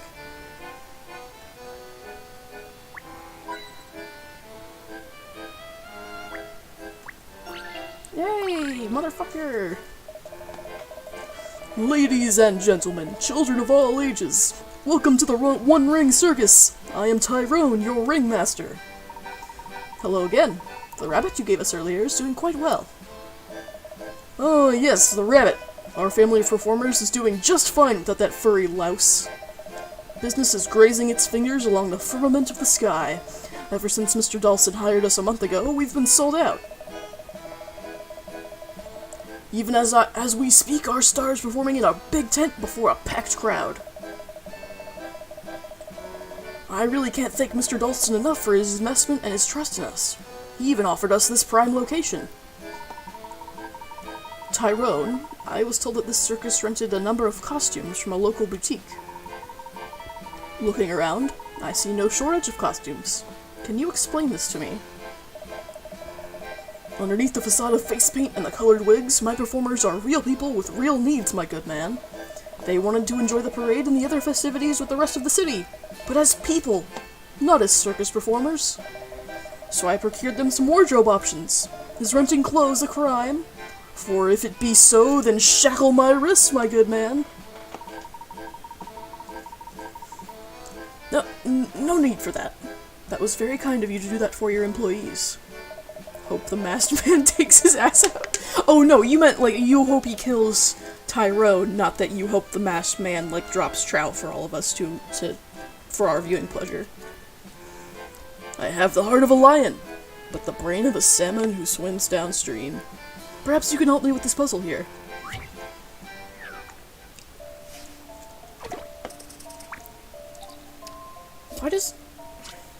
Why is everyone always asking the professor to solve puzzles for him? Like, no one's ever like, Professor, I need you to service me sexually.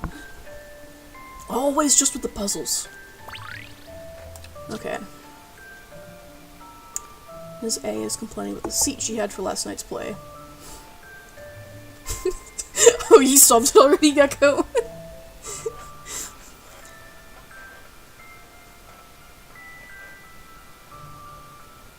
What the fuck is wrong with you people? Yeah, a minute.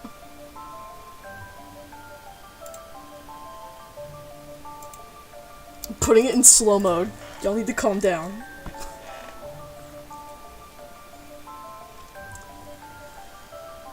The five of us sat in a row with me in the middle. Talk about a fifth wheel. Fifth wheel? Of course I got stuck behind some oaf in a top hat. I could hardly see the stage.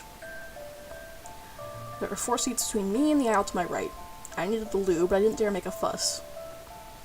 Gonna show my therapist this chat and ask for new meds. Since my view was blocked, I took to looking at my ticket and noticed the seat number and row number were 2 apart. Okay. 5 of us in a row. So... you can sit 5 people in a row and I need 1. Okay. Stuck behind some oaf in a top hat, I can hardly see the stage. So that, at the very least, rules out them sitting in the front row.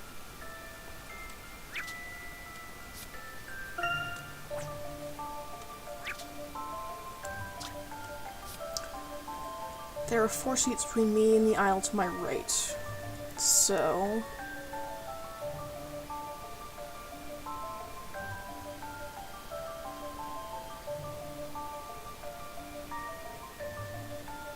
no, wait. The aisle's on her right.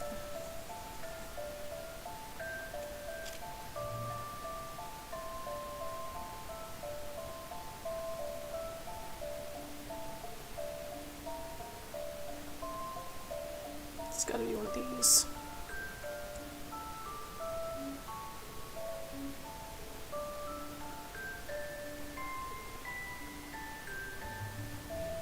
Five of us in a row with me in the middle. That could still be any one of these. Since my view was blocked, I took a looking at my ticket and noticed the seat number and row number were 2 apart. It's gotta be row 6, seat 4.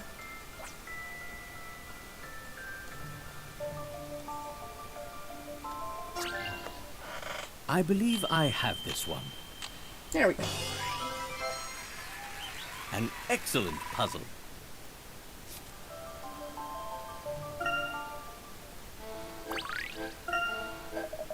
Quite impressive, my good man. You would make quite a clown. Or an animal trainer. Oh shit.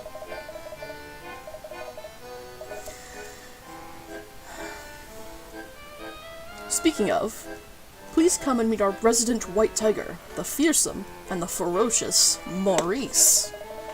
He is one of Mr. Dalston's favorites.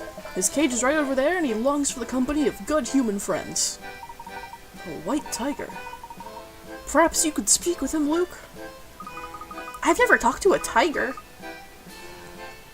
But I'd sure like to give it a try. Okay, everyone shut up, he's gonna talk to a tiger.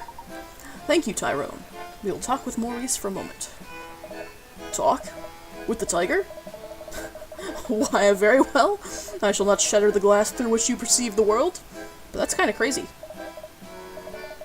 Careful now. His namesake was earned. He is not the fearsome and ferocious Maurice for nothing. Listen to the tiger's tale. Do the tiger's puzzle, apparently. Grrr. He's certainly vocal and sleepy-looking. Not quite what I had envisioned. According to Tyrone, he's fearsome. And ferocious. Let's see if I can talk to him. I still think it's odd that you can talk to animals, Luke. But since it's helping our investigation, I'll keep my mouth shut. Thanks, I guess. Why should I take off slow mode? Are you guys gonna behave yourselves? Don't worry. Tigers are just big house cats. With sharp teeth as big as house cats. Well, here goes. Growl. Grrr. Grrr? Okay, I'm not gonna do tiger growling, but I'll do Luke growling. Grrr, grrr, grrr. Okay, fine, I'll have mercy.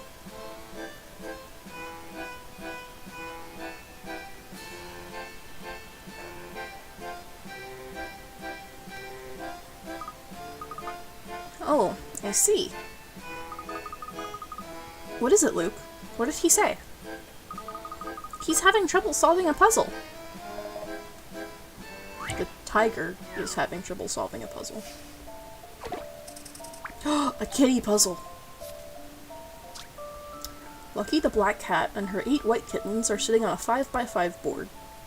Both Lucky and the kittens can jump over any kitten that is on a horizontally, vertically, or diagonally adjacent square. Jumping over a kitten removes that kitten from the grid.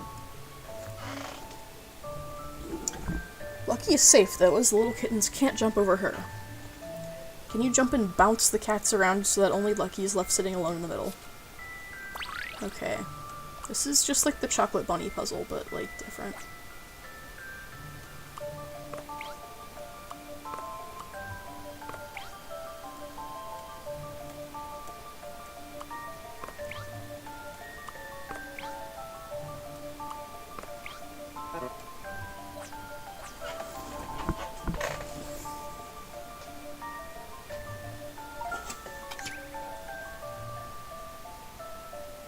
First step is to make her jump 4 times in a row.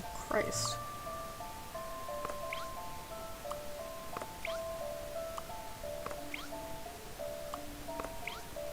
That's one way I can make her jump.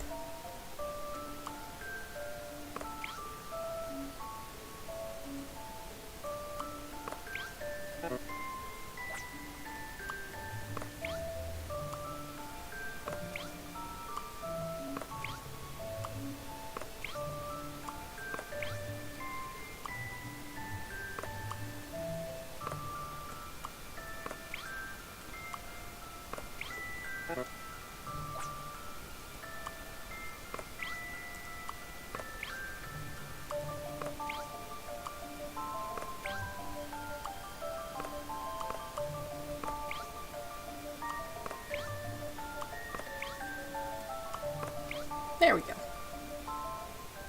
I thought about it, and It's been so long since I've seen his puzzle-solving I did animation. it.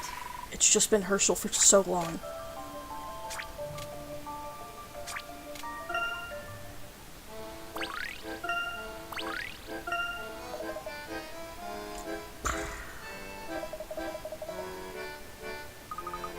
Wow, really?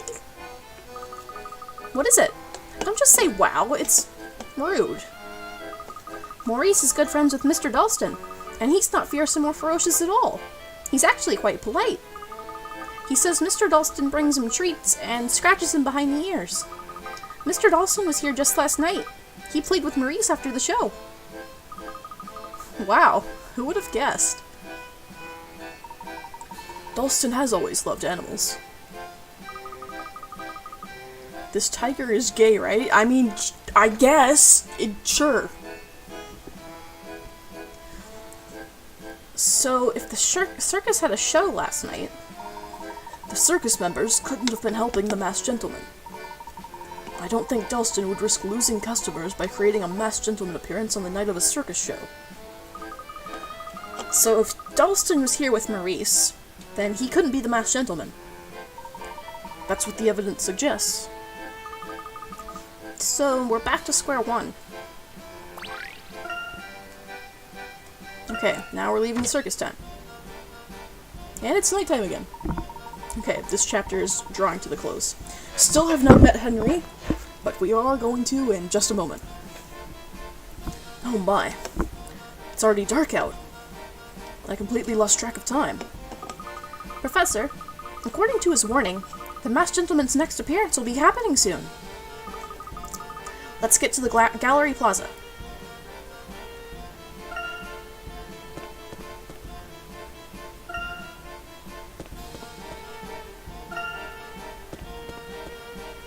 I'm not talking to that motherfucker again. There's Angie. What's that, masked gentleman? You want me to read you your rights?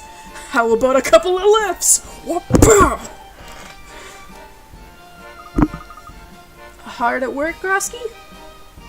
Just practicing my police talk. If you're looking for Bloom, he's off arguing with Sheffield somewhere. Is there a problem? These country bumpkins don't know the first thing about police work. We should be evacuating everyone from the plaza. No matter, I'm going to arrest the villain as soon as he appears. Very good, Grosky. Hello, my dear. Angela? What are you doing here? I was worried, Herschel. But it's dangerous here. The masked gentleman could appear at any minute. If something is going on, I want to see it. We received a warning letter. It instructed Henry and me to come here. There seem to be more tourists here than usual. How did they know about this? Aren't they frightened? Curiosity can be stronger than fear. Do you think he'll show up, Professor? Well, judging that we're about to go into a cutscene, I think the answer is yes. Professor, look up there! Huh? 5, 6, 7, 8. No one can escape their fate. He's walking on air!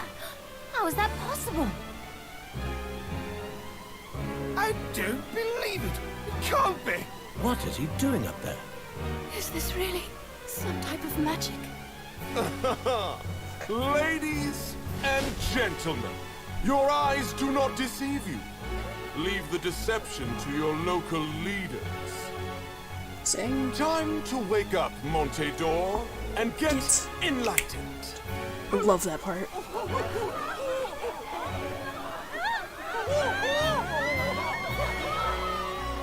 My god, he's killing people.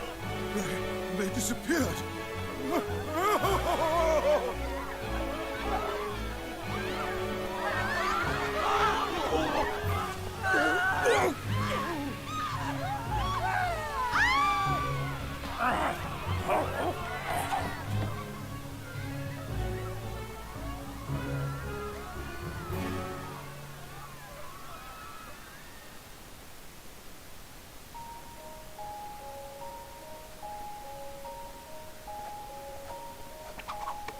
I hope you've enjoyed tonight's dark miracle. I strive to please. Montedor is not long for this world. Those who prosper by the mask must also wither by it. I do hope you'll be at my next show tomorrow. Stop by Pumpkin Park if you have time.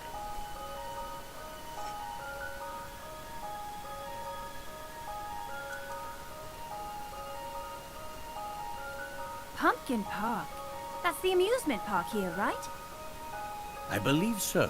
And with that, we have advance warning of the masked gentleman's next move. Ah, and look. It's the beautiful wife of the richest man in town.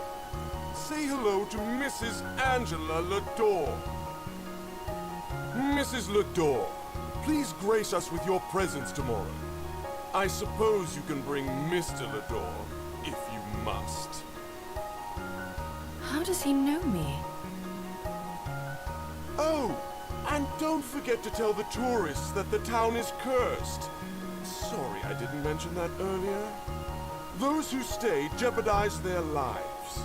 But those who leave risk missing the greatest show ever. My curse can be lifted if someone brings forth something to oppose my power. Perhaps another mask? But the Mask of Order is another tale of woe, isn't it? The Mask of Order. Until we meet again!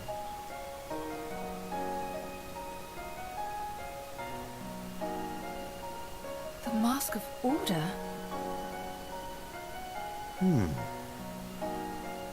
What is this Mask of Order? Is it some sort of compliment to the Mask of Chaos? Could that mean... So if we can get that mask, then we can stop the masked gentleman? Well, that's not going to be an easy task. The existence of the mask has never been verified. Is this true, Herschel? Can this other mask stop this madness? I wonder... Well, what do you think, Layton?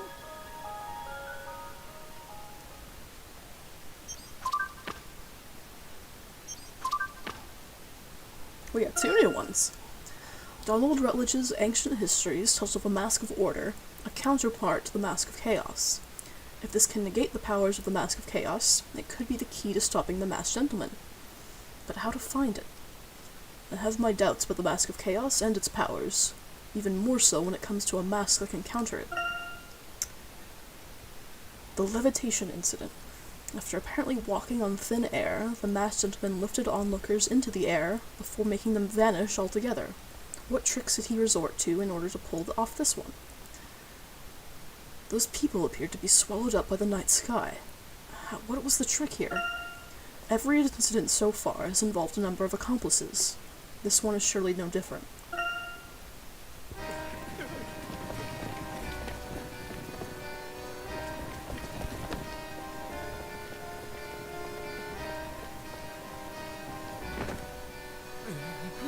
Just what is going on here? Alphonse Dalston. What? You are suspected of crimes against the city of Monte d'Or. We'd like you to come with us. You can't do this, Sheffield. I have my rights. There he is. Henry? Henry, I knew it was you! You sent me up with this stupid letter just to get me out here, because you're not man enough to face me yourself! Coward! As long as I live, this city will not be harmed. The rest is irrelevant. I'm arresting the masked gentleman now. Chief, he's getting away. Should we pursue? Let Groski chased after that masked lunatic. We have the mastermind here. Yes, sir! Now then, the jig is up, Dalston. We know you're behind all this. We just don't know how exactly. You can't be serious, Sheffield. Layton, back me up here. Chief Sheffield, if I may, the evidence we have at this point suggests that, Layton, your personal connection here means you're too close to this. No offense, but I believe your judgment is clouded. The truth is, Dalston is in love with Mrs. Lador. Has been for years. That's why he's trying to bring Henry down. Chief, with all due respect, I must say that theory is preposterous. Keep your respect, Layton. I'm making an arrest. How should we play this, Dalston? I'll go with you. I have nothing to hide. We'll see about that. I want to say something to Henry. At least grant me that. Fine, but make it quick. Henry, I knew you were a no-good sneak, but this is low even for you. Setting me up like this. Will the man who has everything stop at nothing? I'm sure I don't know what you mean. 18 years ago, you sent Randall into those ruins. Yeah, I know about that. I know what you do to people who get in your way. Accidents can be so convenient, eh? You're the lowest of the low, Henry. After Randall was out of the picture, you took all of the treasure for yourself. Funny how that worked out.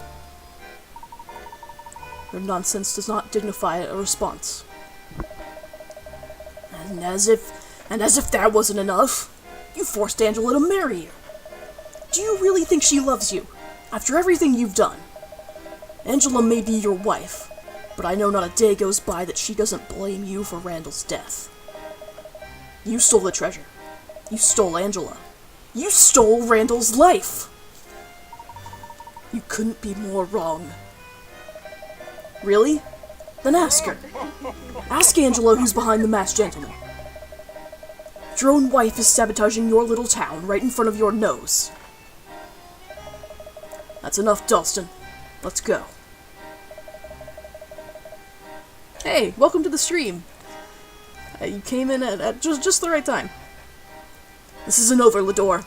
You'll pay for this. Henry. Don't, Angela. It's fine. Let's go home. Alright. Come on.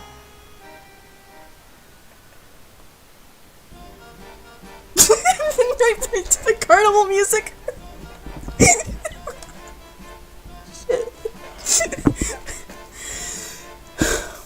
Okay.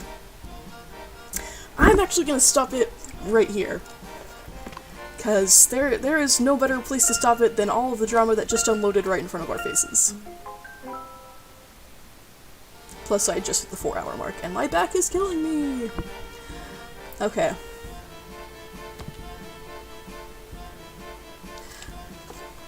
Sorry to dip out on you, new person who just joined and followed, but I will be back Wednesday at 7 p.m. EST, and we'll pick up right here.